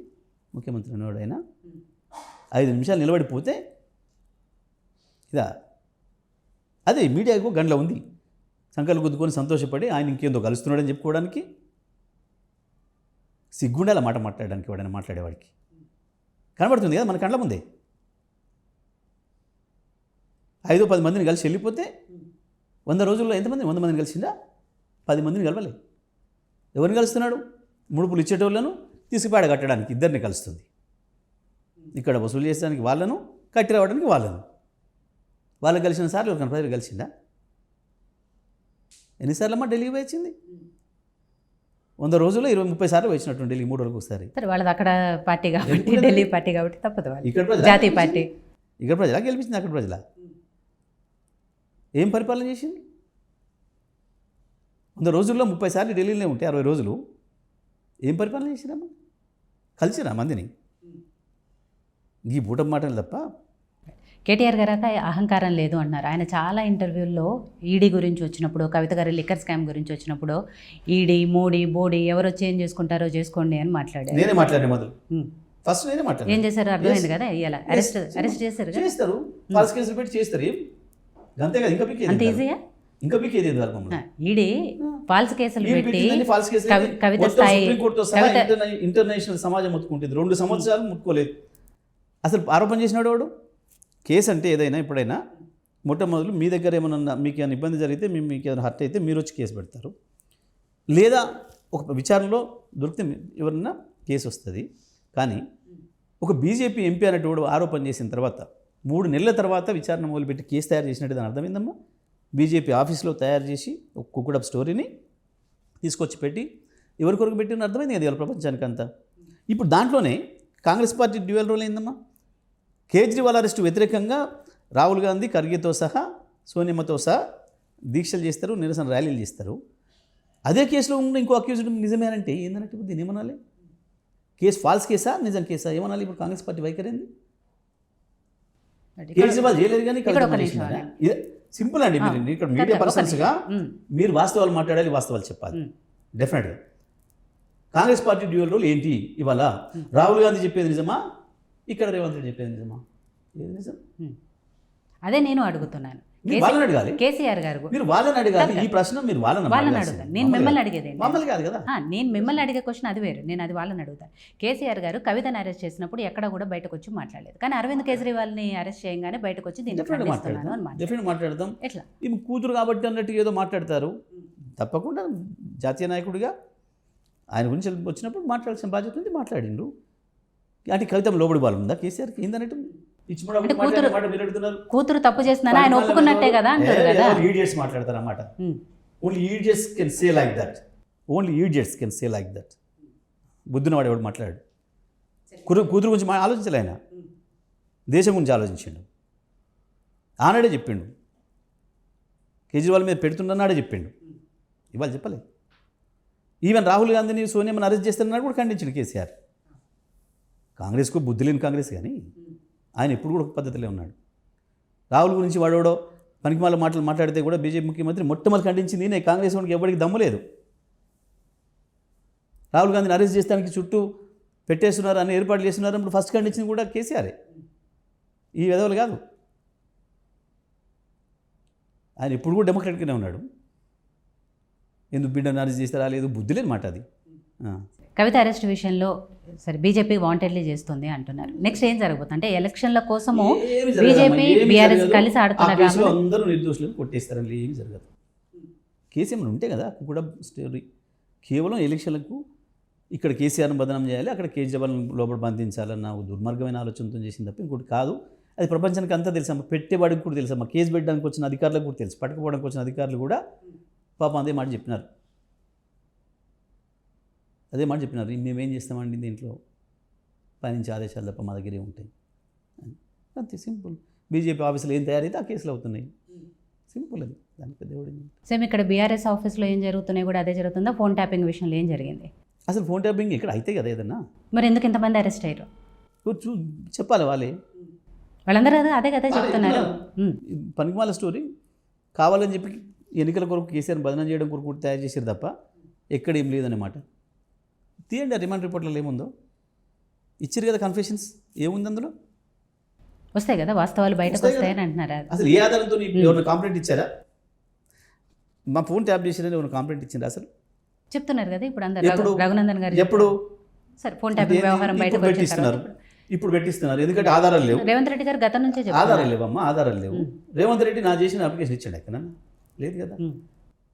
నా ఫోన్ ట్యాప్ చేసి నేను పలానా మాట్లాడింది వీళ్ళు బయట చెప్పినారు ఏదన్నా అని చెప్పి చెప్పిండు ఎవడన్నా ఈ దేశంలో, ఈ రాష్ట్రంలో? లేదు కదా. ఇప్పుడు అధికారంలో ఉన్నారు కాబట్టి ఎవరన్నా ఇవ్వనొచ్చు, ఇస్తారు. ఇప్పుడు వచ్చి సహజమైన విషయం. ఎందుకంటే కోర్టులలో నిలబడతలేదు. ఇప్పుడు సోయికి వచ్చి కంప్లైంట్ లేని వాళ్ళు తీసుకుంటట్లేదు. అక్కడ మెటీరియల్ లేదు, కంప్లైంట్ లేదు, రెండూ లేవు. ఉత్తగా తయారు చేసి పెడుతున్నారు పోలీసులు స్టోరీ కాబట్టి ఇప్పుడు ఏదో ఒక కంప్లైంట్ కావాలని అంటే వాళ్ళు తెప్పించి ఇస్తున్నారు. ఆయన నేరస్తుడు అనుకున్నవాడు వాడే కంప్లైంట్ ఇస్తే ఎక్కడమ్మా? కానీ అసలు ఈ ఫోన్ ట్యాపింగ్ వ్యవహారం ఏంటి? నిజంగా ప్రభుత్వ హస్తం ఉందా లేదా అనే విషయం తర్వాత మాట్లాడుకుందాం. కానీ ఇందులో రెండు విషయాలు ఉన్నాయి. ఒకే సామాజిక వర్గానికి సంబంధించిన అధికారుల్ని ఎక్కువగా నియమించుకోవడం, వాళ్ళ ద్వారా ప్రభుత్వం అధికార దుర్వినియోగానికి పాల్పడి ఈ ఫోన్ ట్యాపింగ్తో అందరినీ బ్లాక్మెయిల్ ద్వారా ఇగో మాకు ఇది నష్టం చేసిండ్రు, మా ప్రైవసీ దెబ్బతీసిండ్రు, మాది ఏదన్నా ఉంటే మేము మాట్లాడుకున్నది బయటకు వచ్చింది. వాళ్ళకి తెలియదు కదా ఇంకా. అంటే తెలియదంటే దాంతో నేను ప్రయోజనం లేదన్నట్టే కదా. మీ ఫోను నా ఫోను ట్యాపింగ్ చేసిన అనుకుందాం, చేస్తే మనకు దానివల్ల ఏమైనా డ్యామేజ్ అయినప్పుడు కదా మనం మాట్లాడుతుంది. మనం ట్యాప్ చేసి మనం మాట్లాడుకున్న పర్సనల్ విషయాలను, ఇంకో విషయాలను, మన బిజినెస్ రహస్యాలను తీసుకుపోయి దానివల్ల మనకు నష్టం చేస్తున్నాం, వాళ్ళు లాభం చేసుకుంటానో దాని అప్పుడు కేసుకి వస్తుంది. ఎక్కడేం లేదు కదా అటువంటిది. రేవంత్ రెడ్డి అదే జరిగింది అంటున్నారు కదా. ఎక్కడైతే ఫోన్ ట్యాపింగ్ రేవంత్ రెడ్డి పలానా వాళ్ళతో మాట్లాడండి మేము ఎక్కడ బయటకి ఇవ్వలేదు ఆ ప్రభుత్వంలో. ఇవాళ మాట్లాడుతున్నారు. ఒక ముఖ్యమంత్రి ఎట్లా మాట్లాడతాడమ్మా బాధ్యత లేకుండా? భార్య భర్తల ఫోన్లు కూడా నేను ఎట్లా మాట్లాడుతున్నాడు? ఎట్లా వచ్చింది ఆయన సమాచారం? ఏ సమాచారంతో మాట్లాడకూడదు కదా. విచారణాధికారి ఆయన చెప్పకూడదు, ఆయన మాట్లాడకూడదు. ఎట్లా మాట్లాడతాడు? ఎవరు చెప్పారు అది చెప్పాలి ఇప్పుడు బయటికి. భార్యభర్తల ఫోన్లు మాట్లాడుతారనే మాటను రేవంత్ రెడ్డి ఏ ఆధారంతో మాట్లాడిండో చెప్పాలి, లేకపోతే ఆయన విచారణ చేయాలి. ఇప్పుడు భార్యాభర్తలు మాట్లాడుకున్న విషయాలు అక్కడ లోపల విచారణ చేస్తే వాళ్ళు ఏం ప్రశ్నలు అడిగిండు, ఏం సమాధానం చెప్పిండని పేపర్లో ఎట్లా వస్తుందమ్మా? విచారణ చేసిన అధికారి బయటకు వచ్చి ప్రకటించాలి కదా. ఏ విచారణ అధికారి చెప్పలేదు ఇప్పటివరకు. ఎట్లా వస్తుంది ఇదంతా మీడియాలో పుంకాలుగా ఎట్లా వస్తుంది? అంటే ఏంది? ఎక్కడో చోట ఆఫీసులో కూర్చొని తయారు చేసి దాన్ని మీడియాకు వదులుతారు, దాన్నే పోలీసులు రాస్తారు. సింపుల్ లెక్క. అర్థమైపోయింది కదా మనకి. ఇక్కడ అందులో ఏమీ లేదు అని వాళ్ళే చెప్పారు. అన్ని పలగొట్టేసారు, మెటీరియల్ అంతా లేకుండా చేసారు, ఎక్కడో తీసుకుపోయి మూసీలు వేసారు. ఎక్కడ అడవుల్లో, వికారాబాద్ అడవుల్లో వేసారు, మూసీలు వేసారు, అది తెచ్చిన ఉన్నారు. నేను వస్తుందా దాంట్లో? మన ఫోన్ కొద్ది నీళ్ళలో పడితేనే పనిచేయదు, పలగొట్టేసేసి నీళ్ళలో వేసిన దాంట్లోంచి ఎట్లా సమాచారం వస్తుందమ్మా? కుక్కడప్ స్టోరీలు కాకపోతే. కానీ అరెస్ట్ అయిన వాళ్ళు ఎవరైతే ఉన్నారో వాళ్ళు చెప్తున్నారు అనేది కదా, అప్పటి ప్రభుత్వం ఏదైతే చెప్పిందో అదే అధికారులుగా మేము చేశాము అని. అధికారంలో ఉన్నావు నువ్వు. వాళ్ళు లోపల ఏం చెప్పారో ఎవరికి తెలియదు ప్రపంచానికి. నువ్వేం భయపెట్టించినావో నీకు అధికారం ఉంది కాబట్టి పోస్టింగ్ల విషయంలో కావచ్చు, ఇంకో దాంట్లో కావచ్చు వాళ్ళు చెప్పిరో నువ్వు రాసేస్తున్నావు, బయటికి మీడియాకు వదులుతున్నావు. వాళ్ళు చెప్పిరా లేదా మనకేం తెలుసు? సేమ్ అదే కదా. కేటీఆర్ గారు ఐటీ మినిస్టర్గా ఉన్నారు, సో ఆయనే ఇవన్నీ చేయమన్నారు. లేదు ఎక్కడ ఇప్పుడు నువ్వు చెప్తున్నావు ఆ మాట, వాళ్ళే మళ్ళీ అధికారులు చెప్పేది. అప్పటి ప్రభుత్వం అంటే ఐటీ మినిస్టర్ ఆయనే ఉన్నారు, కేటీఆర్ గారే ఉన్నారు. ఐటీ మినిస్టర్కి దానికి సంబంధం ఉండదమ్మా. అదే చాలామందికి తెలియక మాట్లాడే మాటలు ఇవన్నీ కూడా అజ్ఞానంతో, విడివిడి జ్ఞానంతో మాట్లాడే మాటలు అంటారు వీటిని. ఐటీ మినిస్టర్కి దానికి సంబంధం ఉండదమ్మా. అది కేవలం home minister, DGP, CM, CS వాళ్ళ లెవెల్ ఉంటుంది. సిఎస్ అనుమతి కావాలి. కానీ బీఆర్ఎస్ ప్రభుత్వంలో ఐటీ మినిస్టర్ సిఎస్ అనుమతి కావాలి. ఏ ఫోన్ ట్యాప్ చేయాలన్నా హోమ్ సెక్రటరీ అనుమతి కావాలి, వాళ్ళ సంతకాలతో తీసుకోవాలి. డీజీపీ అనుమతి కావాలి, వాళ్ళ అనుమతులతో తీసుకోవాలి, వాళ్ళ సంతకాలతో తీసుకోవాలి. ఎక్కడైనా వచ్చింది ఇప్పటివరకు? ఇదమ్మా కేసు గురించి వెళ్ళి మాట్లాడినప్పుడు మీ మీడియా మిత్రులు కూడా మాట్లాడాల్సింది కానీ అడగాల్సింది కానీ ఇవి కానీ ఉత్తనే పుంకాలుగా అక్కడ విచారణాధికారి ఈయన పోయి కూర్చొని చూసినట్టు, కిటికీలోంచి చూసినట్టు, ఆయన ఆంధ్రజ్యోతి అయినా, ఆయన ఈనాడైనా, ఆయన వెలుగైనా, ఎవరైనా కావచ్చు, వీళ్ళే విన్నట్టు, వీళ్ళే చూసినట్టు, అసలు టాపింగ్ ఏదో వీళ్ళే చేసినట్టు పుంకాలుగా స్టోరీలు రాస్తున్నారు, వినిపిస్తున్నారు. పనికి మాల ముచ్చట్లు ఈ 4 రోజులు ఎన్నికల పంపం గడుపుకోవడం కొరకు తప్ప దీంతోనే ఏందో చేస్తామనుకుంటే అది మూర్ఖత్వం. అంటే బీఆర్ఎస్ ప్రభుత్వంలో ఆ మినిస్టర్ ఈ మినిస్టర్ అనేది లేదు కదా, అన్నిటికీ కూడా అయితే నా కేసీఆర్ గారు మాట్లాడాలి లేదా కేటీఆర్ గారు మాట్లాడాలి, వీళ్ళిద్దరే కదా మాట్లాడేది. అప్పుడప్పుడు హరీష్ రావు గారు మాట్లాడతారు లేదా కవిత. ఎవరన్నారు? ఇవి తప్ప ఎప్పుడు ప్రభుత్వం గురించి మాట్లాడలేదు, ప్రభుత్వం కవితకి మనకు సంబంధం లేదు. ఎందుకంటే మేమే మాట్లాడినాం, నా శాఖ గురించి నేనే మాట్లాడినా. చూసుకోరు మీరు, నువ్వే చాలాసార్లు ఇంటర్వ్యూ చేసాము కానీ ప్రెస్ మీట్లలో, అందుకే అడుగుతున్నాను, ప్రెస్ మీట్లలో కూడా చాలా వరకు ఈవెన్ ఓపెన్గా మాట్లాడుకుందాం, కొన్ని విషయాలు ఓపెన్గా మాట్లాడుకుందాం. కొన్ని సందర్భాల్లో మీరు రెండోసారి అధికారంలోకి వచ్చిన తర్వాత కేటీఆర్ గారే మిమ్మల్ని ప్రెస్ మీట్లు పెట్టొద్దు అని చెప్పిన సందర్భాలు కూడా కేటీఆర్ తర్వాత కొన్ని సంవత్సరాల తర్వాత మొదట్లో అయితే పెట్టద్దు, నువ్వు మాట్లాడాలి అనేవాడు. నాకు పెద్దగా మాట్లాడడం ఇష్టం ఉండదు, ఏదో ప్రత్యేకంగా అవసరమైతే తప్ప నాకు పెద్దగా మాట్లాడడం ఇష్టం ఉండదు అని నేనే చెప్పాను. అధికారం ఎందుకమ్మా, అంతకుముందు కూడా నేను అధికార ప్రతినిధిని, పార్టీకి ఒకే అధికార ప్రతినిధి నేను చాలా సంవత్సరాలు. అట్లా అని చెప్పి నేను రోజు పిలిచి మీడియా వాళ్ళతో నేను ముచ్చట్లు పెట్టలేము, మీడియాకి చెప్పలేను. సరైన అవసరం ఉన్నప్పుడు కార్యకర్తలకు ప్రజలకు ఏదన్నా చెప్పాల్సి వచ్చినప్పుడు, ఒక సందేశం ఇవ్వాల్సి వచ్చినప్పుడు ఆ సందర్భాల్లోనే మాట్లాడతాం. ఇప్పుడు ఏమైపోయింది, మీకు 24 గంటల ఛానల్స్ అయిపోయి, మీకు మెటీరియల్ ఎక్కువ అవసరం అయిపోయి, మమ్మల్ని జాగొట్టి పోయి అవసరమైన కానుక కాడిపోయి ముందట మైక్ పెట్టి వాడిని మాట్లాడించి, వాడు పాపం ఏదో ఒకటి మాట్లాడమన్నారు కాబట్టి నేను ఏదో మాట్లాడి దొరికి ఆగమైపోయి, ఇదంతా ఇప్పుడు వచ్చింది. కానీ ఇది ఎక్కడదమ్మా, ఇది గతంలో ఎప్పుడన్నా వారంకో 10 రోజులకు నాడు పిలిచి ప్రెస్ పెడితే పాపం రాసుకునే మిత్రులు రాసుకునే వాళ్ళు ఇచ్చేవాళ్ళు, పోయేది సమాచారం. అప్పుడు నిజంగా మంచిగా ఉన్నదన్నట్టు పోయేది. ఇప్పుడు గాలి వార్తలు, పంది ఇంతే సమాచారం, కుక్క కడితే సమాచారం, అసలు దీన్ని మంచిగా జరిగిందా చెడుగు జరిగిందా, ఓడి ఇంట్లో భార్య కొడితే కూడా సోషల్ మీడియాలో, భార్య అనబెట్టకపోతే సోషల్ మీడియాలో, భర్త కొడితే సోషల్ మీడియాలో, అట్లా తయారైపోయింది. ఇప్పుడు దాన్ని సోషల్ మీడియాలో వచ్చిందని చెప్పి తీసుకొని వీళ్ళు కూడా రాస్తున్నారు, ప్రధాన పత్రికలలో, ప్రధానమైన మీడియా, ఎలక్ట్రానిక్ మీడియా. వాస్తవం కాదా కూడా తెలుసుకునే టైం కూడా ఉండదు, ఏది లేదు. చాలా సందర్భాల్లో పాపం దుర్మార్గం ఏంటంటే కొంతమంది బతుకుల వాళ్ళే చచ్చిపోయిన వార్తలు వేస్తున్నారు. వాళ్ళు మళ్ళీ తెల్లారి ప్రెస్ మీట్ పెట్టి నేను బతికే ఉన్నా అని చెప్పుకోవాల్సిన దుస్థితి తీసుకొస్తున్నారు. గంత అయిపోయింది పోటీతత్వంలో. కాబట్టి అందులో వీళ్ళు పెట్టవద్దన్నారు, ఇవన్నీ పిచ్చి గాలి ప్రచారాలు, తప్పు ప్రచారాలు. సో మీరు ప్రజలకు దగ్గరగా ఉన్నారు, ప్రజలు ఎక్కువగా తిరుగున్నారు. ఏదైతే కేటీఆర్ గారు సరే మీరు కాదు అన్నప్పటికీ కూడా జనాల్లో ఉన్న అభిప్రాయం నేను చెప్తున్నాను. కేటీఆర్ గారు అహంకారము అనేది ఉన్నప్పుడు మీరు ఎప్పుడు ఆయనకు ఇదంతా కూడా పథకం ప్రకారం ఒక వర్గం మీడియా, తెలంగాణ వ్యతిరేక మీడియా, కేసీఆర్ పైన నరాన వ్యతిరేకత పెంచుకొని కడుపు నిండా విషయాన్ని పెంచుకున్న మీడియా చేసిన ప్రచారమే తప్ప వాస్తవాలు లేవు దాంట్లో. మీరు ఎప్పుడైనా కేటీఆర్ గారికి ఆ విషయం కమ్యూనికేట్ చేశారా అంటున్నాను. మీలాంటి నాయకులైనా ఆయనకి చెప్పాలి కదా, ప్రజల్లో ఇలాంటి అభిప్రాయం ఒకటి వెళ్తుంది, సరే అది మీడియా ద్వారా పోతుందా, బలవంతంగా ఎక్కిస్తున్నారా, ఏదైనా కానీ ఇలాంటి విషయాలన్నీ వస్తున్నాయి చెప్పాలి. లేని దాని గురించి మేము ఎందుకు మాట్లాడుకోవాలి? మేము చాలా విషయాలు మాట్లాడుకుంటాం. మేమేం విషయాలు మాట్లాడుకునే సంగతి మీడియా కింద చెప్పాలి? మేము చాలా విషయాలు మాట్లాడుకుంటాం. మరి మేము మీడియాకి చెప్పి అక్కర్లేదు కదా. నేను ఆయనకేం చెప్పినా, ఆయన నాకేం చెప్పినా చెప్పాల్సి అక్కర్లేదు కదా. కొన్ని సందర్భాలు అనేవాడు నవ్వుకుంటా, నువ్వు ఇస్తాను, నువ్వు మీడియాని పట్టుకో, ఎప్పుడు ఏంది అలా కూడా కనపడుతుండాలి కదా మనం అని. అంటే నేను అట్లా కనపడను, అక్కడైతే కనపడతా అని చెప్పేవాడిని, అంతే సింపుల్. 39 మందితో ఇప్పుడు 37 అనుకోండి, ఇద్దరు వెళ్ళిపోయారు ఆల్రెడీ. ఇక్కడ శ్రీహరి గారు వెళ్ళిపోయారు, అలాగే దాన నాగేందర్ గారు కూడా వెళ్ళిపోయారు. అవతల కాంగ్రెస్ పార్టీ గేట్లు తెరిచింది. ఇక ఈ 37లో కూడా ఎంతమంది మిగులుతారో తెలీదు, చివరికి ఆ 4 మిగులుతారు. ఇలాంటి రకరకాలవన్నీ వాళ్ళు మాట్లాడుతున్నారు, పేపర్లలో అవే వస్తున్నాయి, మీరన్న సోషల్ మీడియాలో కూడా అవే వార్తలు వస్తున్న పరిస్థితుల్లో ఏంటి బీఆర్ఎస్ పార్టీ పరిస్థితి ఏంటి? సింపుల్ అమ్మా, నేను గేట్లు తెరిచిన అని చెప్పిన మొదటి రోజే చెప్పిన, సంతోషం, నువ్వు గేట్లు తెరవలసిందే. నువ్వు గేట్లు తెరవకపోయినా గేట్లు బద్దలు కొట్టుకొని ప్రజలు బయటకు వస్తారు. నీ కాంగ్రెస్ నుంచి, నీ కాంగ్రెస్ కోట్లు వేసిన ప్రజలు. మా వాళ్ళు ఒకటి ఏదైనా పండుటాకులు రాలిపోయే ఆకులు వస్తే నువ్వు ఎరకపోవచ్చు, కానీ ప్రజలు వేలాదిగా లక్షలాదిగా మా వైపు వస్తున్నారు. తప్పకుండా నువ్వు గేట్లు ఓపెన్ చేసే పని లేదు, గేట్లు బద్దలు కట్టుకొని వస్తారు ప్రజలు అన్నమాట చెప్పినాను నేను. అదే జరుగుతుంది, అవతల నుంచే వస్తారు. జరుగుతుంది. మాకు పండుటాకులు లాంటివి పోతాయి కొన్ని, లేదా తప్పకుండా చెరువు నిండిన చెరువే కావాలనుకున్న కొంగలు పోతాయి కొన్ని, కానీ మాకు ప్రజలు వస్తారు. వీళ్ళు ఎంత వెళ్తుంటే మాకు అంత లక్షలాది మంది మాకు ప్రజలు ఇతరులకు వస్తారు. ఇటువైపు నుంచి పోయే కొంగలు ఎంతమంది ఉన్నారు అనేది ఇంకా తెలియదు. పెద్ద ఇష్యూ కాదు అది. సో వెళ్ళిపోయిన నాయకుడు నిలబడి ఉంటే చాలు, కేసీఆర్ నిలబడి ఉంటే చాలు. కేసీఆర్కు నాయకులు తయారు చేసుకునే అద్భుతమైన ఆ శక్తి ఉంది. మాలాంటి వాళ్ళందరినీ నాయకులుగా తయారు చేసింది ఆయనే. మళ్ళీ మేమే నిలబడతాం ఆయన సైన్యం, అందులో సందేహం ఏం లేదు.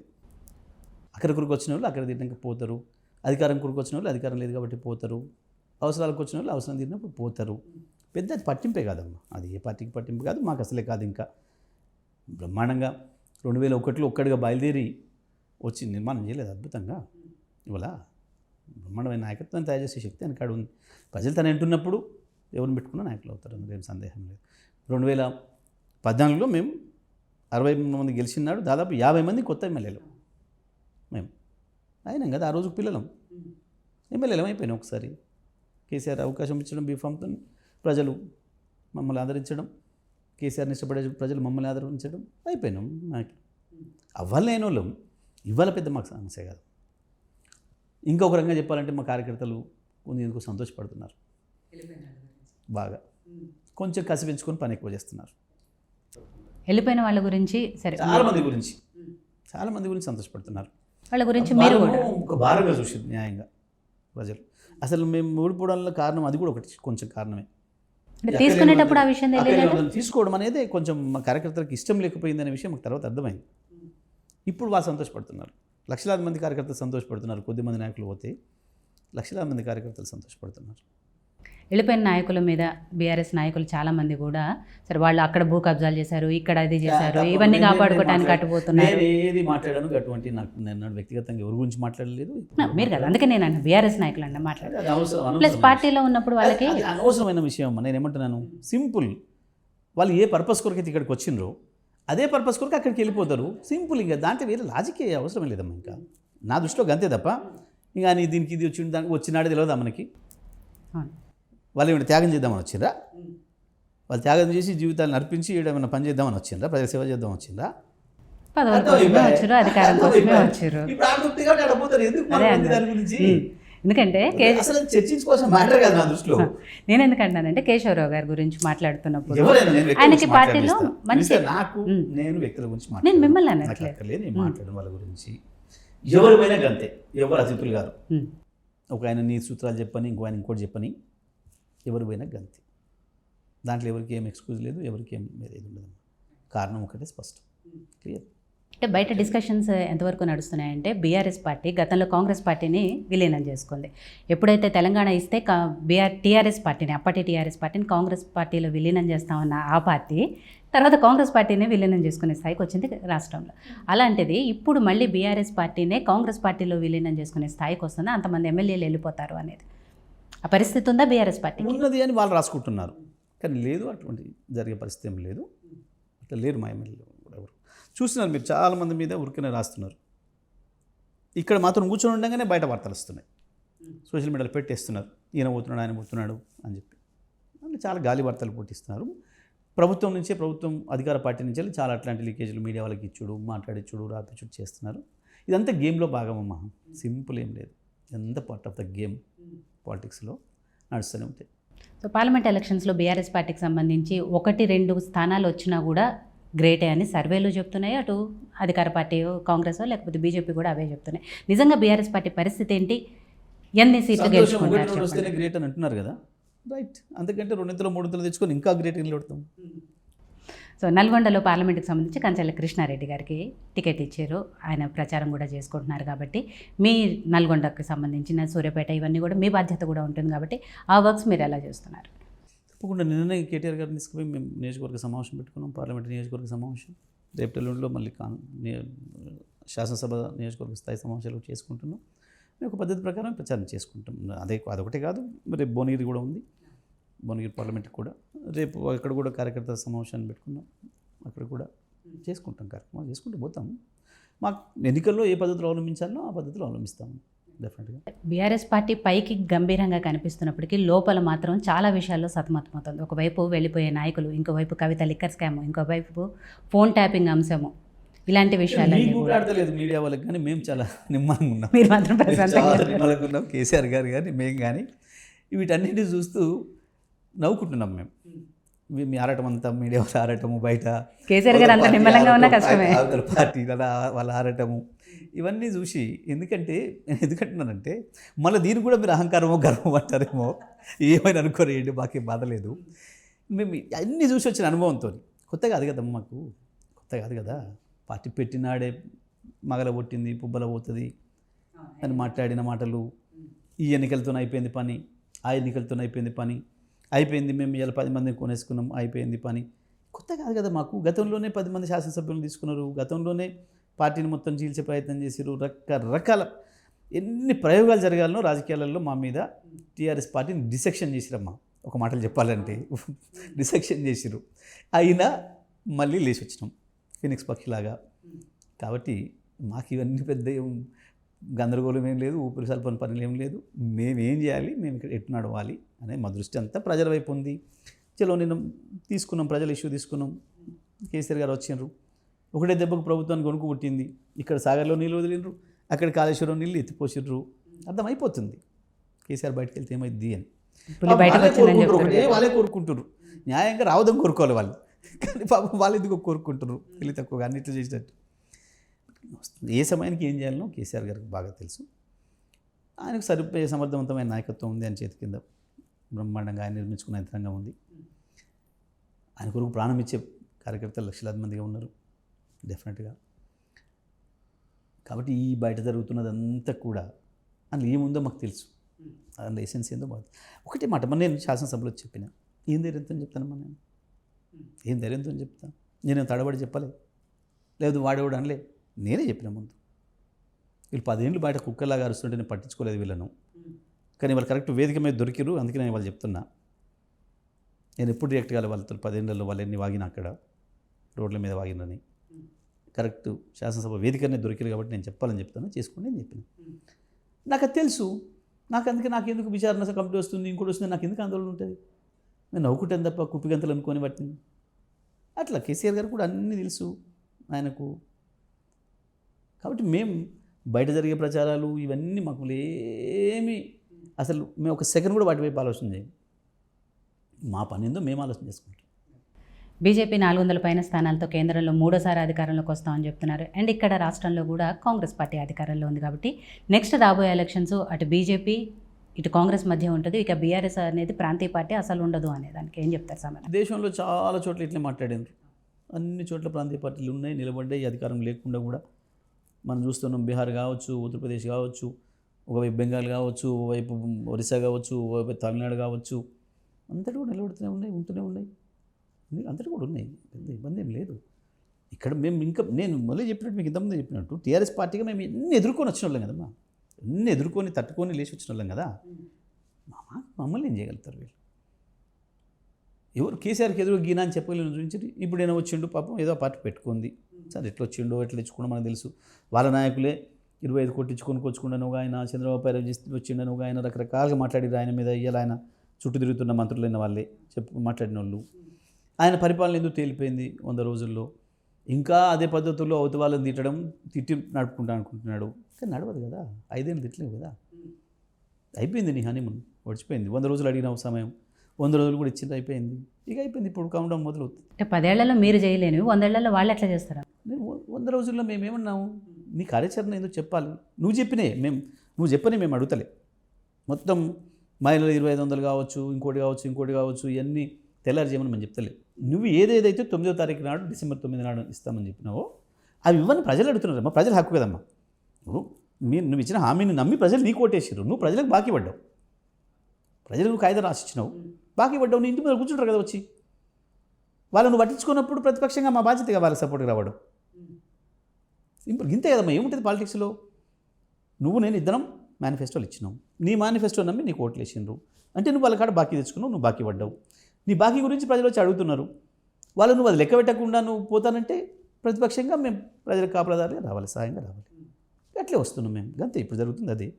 మొదలవుతుంది, నిలదీస్తారు. వాస్తవానికి ఎన్నికల మేనిఫెస్టోలో చెప్పలేదు మీరు. ఎన్నికలైపోయిన 100 రోజుల తర్వాత ఇస్తామనే మాట చెప్పలే. 9వ తారీఖు స్వయంగా ఆయన డేట్ ఇచ్చింది, మీ టీవీలో వచ్చింది, అన్నిట్లో వచ్చింది. రుణమాఫీది కావచ్చు, రైతు బంధు కావచ్చు, అన్నీ కూడా. వాస్తవానికి 15,000 చేసి భరోసా ఇస్తా అన్నాడు. రుణమాఫీ అయితే మీరు తెచ్చుకోనుంటే ఇప్పుడు 2 లక్షలు తెచ్చుకోపోండి అర్జెంటుగా అని చెప్పిండు ఆయన. అన్నీ ఉన్నాయి, వాళ్ళు మాట్లాడినాయి. మేము మాట్లాడి ఆయన మీద వేసి నువ్వు ఇది చేస్తావా చేయమని మేము అడుగుతలేము. నువ్వు ప్రజలకు ఇచ్చిన మాట నిలబెట్టుకోవాలి అని చెప్తున్నాం. ప్రజలు అడుగుతున్నారు, వాళ్ళ తరఫున మాట్లాడుతున్నాం. గది చేయమంటే 100 రోజుల్లో ఎట్లా చేయకపోతాడు? మేము చెప్పినామా? మేము చెప్పలేదు, నువ్వు చెప్పమని. ప్రజలకు మాట హామీ ఇవ్వమని మేమేమని చెప్పినామా? 100 రోజులు టైం ఇస్తామని మేము చెప్పినామా? నువ్వు అడిగినావు ప్రజల్ని. వాస్తవానికి అడిగే హక్కు లేదు నీకు. న్యాయంగా ప్రజల్ని అట్లా అడిగే హక్కే లేదు. రాజస్థాన్లో వీళ్ళ గవర్నమెంట్పై బీజేపీ గవర్నమెంట్ వచ్చిందాడ 10 రోజులమ్మా. 10 రోజులు కాకముందే కరెంట్ ఇస్తలేరు, కరెంట్ ఇవ్వాలి, కరెంట్ ఇవ్వలేని ప్రభుత్వం నశించాలని సెక్రటరీ మీద దాడి చేసింది Congress party. Youth Congress NSA పేరు మీద 1000 మందిని తీసుకొని లాడి చేయడం జరిగింది. మరి ఆడ 10 రోజులకే లేదు. అయినా మీరు ఇయ్యని కరెంటు మీరేదో ఇచ్చినట్టు, మీరు ఇచ్చిన కరెంటు వాడు ఆపినట్టు. ఈడ మేము ఇచ్చింది ఇవ్వలేకపోతున్నాము. మేము ఇచ్చింది ఇవ్వలేకపోతున్నాం. ప్రజలకు అంతముందున్న సౌకర్యాలను తీసేసినాం నువ్వు. ప్రజలు దాని నుంచి నిలదీస్తారు తప్పకుండా. ఇచ్చిన కరెంట్ ఇవ్వలేకపోతున్నాం, ఇచ్చిన నీళ్ళు ఇవ్వలేకపోతున్నాం, ఇచ్చిన మంచినీళ్ళు ఇవ్వలేకపోతున్నాం. మళ్ళీ అప్పుడే మంచినీళ్ళ సమస్య మొదలైంది ప్రజలకు. 5 ఏళ్ళు ఎక్కడైనా బిందెలు చూసారా మీరు రోడ్ల మీద? బిందెల ప్రదర్శనలు ఎక్కడ ఉండేనా? ట్యాంకర్లు ఎక్కడ ఉండేనా? హైదరాబాద్లో ఇవాళ 100 ట్యాంకర్లు తిరుగుతున్నాయి. 2,000 రూపాయలు ఒక ట్యాంకర్కు. జిహెచ్ఎంసీలో బుక్ చేసుకుంటే 500కి వస్తుంది. కానీ మీరు ఇవాళ బుక్ చేస్తే వారం తర్వాత వస్తుందట. అంటే మీరు వారం దాకా స్నానాలు చేయొద్దు, మంచినీళ్ళు తాగొద్దు, అట్లే కూర్చోవాలి. మీరు గిన్నెలు తోముకోవద్దు, ఇంకోటి చేయొద్దు, అట్లే ఉండాలి.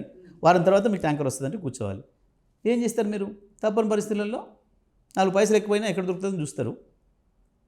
ట్యాంకర్ 2,000 పెడితే ఇంకో ట్యాంకర్ దొరుకుతుందని తెప్పించుకుంటున్నారు. అట్లా కూడా ఇబ్బంది ఉన్న వాళ్ళు పాపం వాటర్ క్యాన్ 20 రూపాయలు, 30 రూపాయలు, 50 రూపాయలు పెట్టుకొని కొనుక్కొచ్చుకొని దాంతోనే స్నానం చేయడం మానేసి తుడుచుకొని మేకప్లు వేసుకొని బయటికి వెళ్ళాలి. ప్రజలు సెంట్లు వేసుకొని బయటికి వెళ్ళాలి. ఆ పరిస్థితి ఇస్తున్నారు అప్పుడే. వీళ్ళ ప్రభుత్వ పని విధానం గది. ఇది దేని నిదర్శనం? వాళ్ళ ప్రభుత్వ పని విధానానికి నిదర్శనం. ఎందుకంటే ఉన్న వాటిని, ఇచ్చిన వాటిని, మేము దారులు ఏర్పాటు చేసిన వాటిని కూడా చేయలేని దుస్థితిలో ఉన్నది వీళ్ళ పరిపాలన. తప్పకుండా ప్రజలు నిలదీస్తారు. ప్రజల తరఫున మేము కూడా నిలబడాల్సి వస్తుంది. బీఆర్ఎస్ పార్టీకి సంబంధించిన ఇంకొక ఎమ్మెల్యే మల్లారెడ్డి గారు ఇవాళ ఒక మాట మాట్లాడారు. పార్టీలోకి వస్తావా, నీ మీద కేసులు పెట్టమంటావా, లేకపోతే నీ బిల్డింగ్ కూలగొట్టమంటావా, ఇలాంటి బెదిరింపులకు పాల్పడుతోంది కాంగ్రెస్ పార్టీ అని చెప్పేసి. అలాంటి బెదిరింపులు జగదీష్ రెడ్డి కూడా వచ్చాయా? సరే, జగదీష్ రెడ్డి నేచర్ ఎందుకు తెలుసు వాళ్ళకు. జగదీష్ రెడ్డి బిల్డింగ్లు లేవు, కానీ నాకు పెద్దగా అట్లాంటి ఆరోపణలు చేసేది ఇష్టం ఉండదు. వాడు నాకు చేస్తే కూడా నేను వానికి అక్కడనే సమాధానం చెప్తా తప్ప నేను ఇంకొకటి చెప్పను. నా నైజం వేరు, నా కథ వేరు, నా ఆలోచన వేరు. నేను మొన్నే చెప్పిన ఒక చోట సమాధానం. మీరు ఎప్పుడు కలుస్తావు అంటే నేను నన్ను కలవడానికి అవకాశం వేరు, నేను కలవడం కాదు అనే మాట. అయితే పాపం లాడ్ గారు లాంటి వాళ్ళకి చాలామందికి వచ్చినాయి. చాలామంది ఇప్పుడు అందులో చేరిన వాళ్ళు కూడా చెప్పింది, ఏం చేయాలన్నా ఇట్లా భయపెట్టిస్తున్నారు, అట్లా భయపెట్టిస్తున్నారు అనే మాట. కొంతమంది గతంలో బీఆర్ఎస్ పార్టీ కూడా అట్లే భయపెట్టిందా? ఆ మాట చెప్పారు ఎవరైనా? మీ గతంలో ఎప్పుడైనా జరిగింది అసలు? 10 ఏళ్లలో మీరు అధికారంలో ఉన్నారు కాబట్టి ఎవరు బయటకు 10 ఏళ్లలో ఒక్కరోజు అంటే ఒక్కరోజు పోలీసుని వాడని ప్రభుత్వం మేము. ఒక్కరోజు అంటే ఒక్కరోజు కూడా నేనుగా నా జిల్లాలో నా ఎస్పీకి కానీ, నా డిఎస్పీకి కానీ, ఇంకోటి కానీ ఫోన్ చేసి గాలి మీద కేసు పెట్టండినో, గాలిని వదిలేయండినో ఒక్కరోజు ఇంటర్ఫేర్ కాలేదు. మీరు ఏ అధికారాన్ని ఇప్పుడు మాట్లాడచ్చు. ఇప్పుడంటే ఆయన అధికారం చెప్పలేదు అనొచ్చు. నా దగ్గర పనిచేసిన వాళ్ళని ఎవరినైనా బయటవచ్చు. మీరు ఎప్పుడన్నా జరిగిందా? నేనే కాదు, మధ్యలో ఎక్కడైనా సరే ఒక కేసు, ఒక అక్రమ కేసు కానీ, లేదా ఇంకొక కేసులో ఇన్వాల్వ్ అయ్యి తీయమని చెప్పడమో, తీసేయమని చెప్పడమో, ఒకటి నేను ఎన్నిసార్లు పోలీసులు పెట్టినా నేను వాళ్ళని రిక్వెస్ట్ చేసింది ఒక విషయంలో. డ్రగ్స్, గంజాయి పెరిగిపోయే ప్రమాదం ఉంది తప్పకుండా. ఎందుకు అని అంటే ఒక సమాజంలో మనీ జనరేషన్ మొదలైతే, కొత్తగా మనీ ఫ్లోటింగ్ మొదలైతే అక్కడ వచ్చే రుగ్మతలలో మొట్టమొదటిది పేకాట్లాడటం, గంజాయి, డ్రగ్స్కి అలవాటు పడడం, ఇటువంటివి వస్తాయి. పంజాబ్ను చూసినాం మనం. పంజాబ్లో వ్యవసాయ విప్లవం వచ్చి బ్రహ్మాండంగా ప్రాజెక్టులు కట్టిన తర్వాత ఇది జరిగింది. మనకు ఆ అనుభవం నుంచి తీసుకొని వీటిని మీద దృష్టి పెట్టాలి పోలీస్ శాఖ. మేమే పొలిటికల్ ఇన్ఫ్లుయెన్స్ చెయ్యం, మాకు అవసరాలు లేవు ఇక్కడ. అసలు మాకు గతంలో కూడా తగాదాలే లేవు. ఇవాళ మా జిల్లాలలో ఒకప్పుడు 100,000 కేసులు అయ్యేది ఎన్నికలు వస్తాయి. కానీ ఇవాళ ఆ పరిస్థితి పోయింది. మేము క్లోజ్ చేసినాం. రాజకీయ కక్షలు అనేవి ఉండవు మా దగ్గర. మీ దృష్టి అంతా గాదాని మీద ఉండాలి తప్ప వేరే అక్కరే లేదు, మేము ఇన్వాల్వ్ అయ్యే పని లేదు, మీరు మా దగ్గరికి వచ్చే పని లేదు. ఆ ఒక్క విషయంలో మాత్రం సీరియస్గా ఉండే నేను చెప్పేవాళ్ళని తప్ప మా రివ్యూలలో అంతమించి మాకు ఎప్పుడు లేవు. సో ఇప్పుడు దురదృష్టవశాత్తు మన పక్క రాష్ట్రంలో చూసేవాళ్ళం ఇట్లాంటివి వెంజెన్సీ అనేది బాగా ఏ ప్రభుత్వం వచ్చినా ఇంకొక పార్టీ నాయకుల మీద పెట్టడాలు, కొట్టడాలు, చంపడాలు ఇవన్నీ కూడా దుర్మార్గాలన్నీ కూడా. కానీ దురదృష్టవశాత్తు ఇక్కడ కూడా ఆ సంస్కృతిని తీసుకొస్తున్నారు ఇప్పుడు మొదటిసారి. ఎప్పుడు కూడా మేము గతంలో చూస్తే ఏ ప్రతిపక్ష నాయకుడు మేము కేసు పెట్టినామమ్మా, ఎక్కడన్నా చిన్నది ఎవరి మీదనైనా, జానారెడ్డి కావచ్చు, ఇంకొక ఆయన కావచ్చు, బట్టి కావచ్చు, ఉత్తమ్ కావచ్చు, ఇంకోరు కావచ్చు, వెంకరెడ్డి వాళ్ళు నోటికి వచ్చిన బాగా వాగినరు మా పైన, చెత్త మాటలని మాట్లాడినాడు. ఒక మాట కనీసం మాట్లాడినామా, నేను రియాక్ట్ కూడా కల నేను అన్నాడు వాళ్ళకి. నోటికి వచ్చిన అబద్ధాలు మాట్లాడారు అన్నదమ్ములు ఇద్దరు, ఎంత వస్తే అంతే. అదే అసెంబ్లీలో ఆయన అప్పటికప్పుడు 10,000 అన్నాడు, తర్వాత 20,000 అన్నాడు, మళ్ళీ వాళ్ళ తమ్ముడు చేసి 1000 అన్నాడు. ఇంత అసంబద్ధంగా అసలు బాధ్యత లేకుండా మనం శాసనసభ్యులమనో మంత్రులమనో సోయి లేకుండా మాట్లాడిన మనుషులు వాళ్ళు. అయినా వాళ్ళ మీద కూడా నేను ఒక్కనాడు కూడా ఒక చిన్న కేసు కూడా నాకు అటువంటి ఇది అప్పుడు రాలేదు. దురదృష్టవశాత్తు ఎందుకో పాపం ఈ రాష్ట్రానికి అవి కూడా సభ చూసే దురదృష్టం కలిగింది ఇప్పుడు వీళ్ళ ద్వారా. సో మీ జిల్లాకు సంబంధించి కానీ లేదా ఉమ్మడి నల్గొండ జిల్లాలో మీ చుట్టూ కూడా కాంగ్రెస్కి సంబంధించిన ఎమ్మెల్యేలు ఉన్నారు, మంత్రులు కూడా వాళ్ళే ఉన్నారు. సో అట్లాంటప్పుడు మీ నియోజకవర్గానికి, సూర్యాపేట నియోజకవర్గానికి కావాల్సిన నిధులు కానివ్వండి, లేకపోతే అక్కడ జరిగే అభివృద్ధి కార్యక్రమాలు కానివ్వండి, ఎలా సాధ్యమవుతుందండి, ఎలా తెచ్చుకోగలుగుతారు? ప్రభుత్వంగా అందరికీ ఇవ్వాలి డెఫినెట్గా. ఇవ్వకపోతే ప్రజలు ఎండగట్టడం, ప్రజా ఉద్యమం నిర్మాణం చేయడం, అంతే సింపుల్. సో జగదీష్ రెడ్డి గారు, ఫైనల్గా సర్వేలు ఏం చెప్తున్నాయి, అధికార పార్టీ ఏం చెప్తుంది, బీజేపీ ఏం చెప్తుంది అనే విషయం పక్కన పెడితే బీఆర్ఎస్ పార్టీకి సంబంధించి ఎన్ని పార్లమెంటు స్థానాలు గెలిపించుకుంటాము అనే ధీమాలో బీఆర్ఎస్ నాయకులు ఉన్నారు. మేము 16 మేమే ఉన్నాం, 17వ ప్రత్యేకమైనది మీకు తెలుసు. 16 మేమే ఉన్నాం నెంబర్ 1లో. మాకు పోటీ కొన్ని చోట్ల కాంగ్రెస్ ఉండొచ్చు, కొన్ని చోట్ల బీజేపీ ఉండొచ్చు. టెక్నికల్గా గెలుపోవడంలో అనేది టెక్నికల్గా ఉంటాయి, బట్ 16 సమానంగా పోటీ నిలబడింది బీఆర్ఎస్ మాత్రమే. కొన్నిట్లో కాంగ్రెస్, కొన్నిట్లో బీజేపీ. అయితే మీకు ఇక్కడ ఇంకొక విషయం కూడా అర్థం కావాలి. ఇవాళ ఆ 2 పార్టీలలో కూడా అభ్యర్థులు మీరు చూస్తే సగం మంది మా వాళ్ళే. అంటే దాని అర్థమైంది, ఇప్పటికీ కూడా మేము ఇంతలా ఇంత పొడుగు మేమే బలవంతులు అని చెప్పుకుంటున్న 2 పార్టీలు కూడా ఆల్రెడీ వాళ్ళు ఉన్న అభ్యర్థులు పెట్టుకుంటే గెలవలేము అనే విషయాన్ని ఆల్రెడీ ఒప్పేసుకున్నారు, చెప్పేసారు ప్రజలకి. మా దాంట్లో ఉన్న వాళ్ళని నోరు తీసుకపోతే తప్ప వాళ్ళు గెలవలేము అనే విషయాన్ని ఒప్పుకున్నారు. దాని ఇండికేషన్ అదే కదమ్మా. మీ పార్టీలో ఉన్న ఇవ్వకుండా మా దగ్గర తీసుకుపోతున్నావు అంటే మీ దగ్గర ఉన్నది గెలుపుకి సరిపోవట్లేదు. మీ కాడ 90 ఉండొచ్చు, ఇంకో 10 వస్తేనే గెలుస్తావని భావన ఉంది నీకు, కాబట్టి మా వాళ్ళని పట్టుకుపోతున్నారు. అంటే దాని అర్థం వాటి బలహీనతను, వాటి ఓటమిని 2 పార్టీలు ఇప్పటికీ ఒప్పుకున్నాయి. కానీ మాకు మాత్రం ఇంకా రెట్టించిన ఉత్సాహంతో, సమరోత్సాహంతో పనిచేస్తున్నారు మా కార్యకర్తలు. కాబట్టి 16 సీట్లలో కూడా బీఆర్ఎస్కి అవకాశం. గెలిచే అభ్యర్థుల్ని వాళ్ళు తీసుకున్నారు అని మీరు చెప్తున్నారు. మీ పార్టీ అభ్యర్థులు వాళ్ళకు లేరు, మా దాంట్లో నుంచి అభ్యర్థిని తీసుకుపోతున్నారు. ఆయన పోయినందుకు అందులో నుంచి వెళ్ళి ఇంకో 1,00,000 ఓట్లు మాకే వస్తాయి. ఎందుకంటే ఆ పార్టీలో అసమ్మతి చూస్తున్నాం మనం. ఈయన పోగానే వద్దు అని దీక్షలు చేస్తున్నారు అవతల వైపు, మాకు చెప్పి పంపుతున్నారు. కాబట్టి అధికారం ఉంది కాబట్టి ఇంట్లోనే ఉండి ఓడగొడతామన్నాం మేము, తర్వాత మమ్మల్ని చూసుకోలేని మాకు చెప్పి పంపుతున్నారు. వాళ్ళకి బహిరంగంగా పోతున్నారు, లోపడంగా నేను చెప్పినట్టు గేట్లు తీస్తే మాకు వస్తున్నారు. మాకు ఎట్లా సహకరించాలో అట్లా సహకరిస్తారు. చాలామంది అభ్యర్థులు ఎట్టి పరిస్థితుల్లో గెలవనీయొద్దు అని కంకణం కట్టుకొని ఉన్నారు అవతల కాంగ్రెస్లో లక్షలాది మంది కార్యకర్తలు. మొన్న వాళ్ళ ఎమ్మెల్యే కొరకు గెలుపు కొరకు పనిచేసిన వాళ్ళు, ఎమ్మెల్యేలతో సహా, మంత్రులతో సహా చాలామంది వాళ్ళకి ఇష్టం లేని అభ్యర్థులు పెట్టిన చోట, బయట నుంచి తెచ్చి పెట్టిన చోట వాళ్ళు ఏందో చూపించాలని చెప్పి రెడీగా ఉన్నారు. కాబట్టి మాకేం ఇబ్బంది లేదు. 16 మేమే బలంగా ఉన్నాం. చూద్దాం రిజల్ట్ ఎలా ఉంటుంది ఏంటి అనేది. థ్యాంక్ యూ జగదీష్ రెడ్డి గారు. మీరు ఏదైతే అధికార పార్టీలో ఉన్నప్పుడు ఎంత సమర్థవంతంగా పనిచేశారో, ఎంత బలంగా మీ వాయిస్ వినిపించారో, ప్రతిపక్ష నాయకుడిగా కూడా అలాంటి బలమైన వాయిస్ వినిపించాలని మనస్ఫూర్తిగా కోరుకుంటున్నాము. థ్యాంక్ యూ అండి. Thank you so much. Thank you very much. ఇది ఇవాళ టైమ్ టు టాక్. మరో గెస్ట్తో టైమ్ టు టాక్లో మళ్ళీ కలుద్దాం. చూస్తూనే ఉండండి యోయో టీవీ.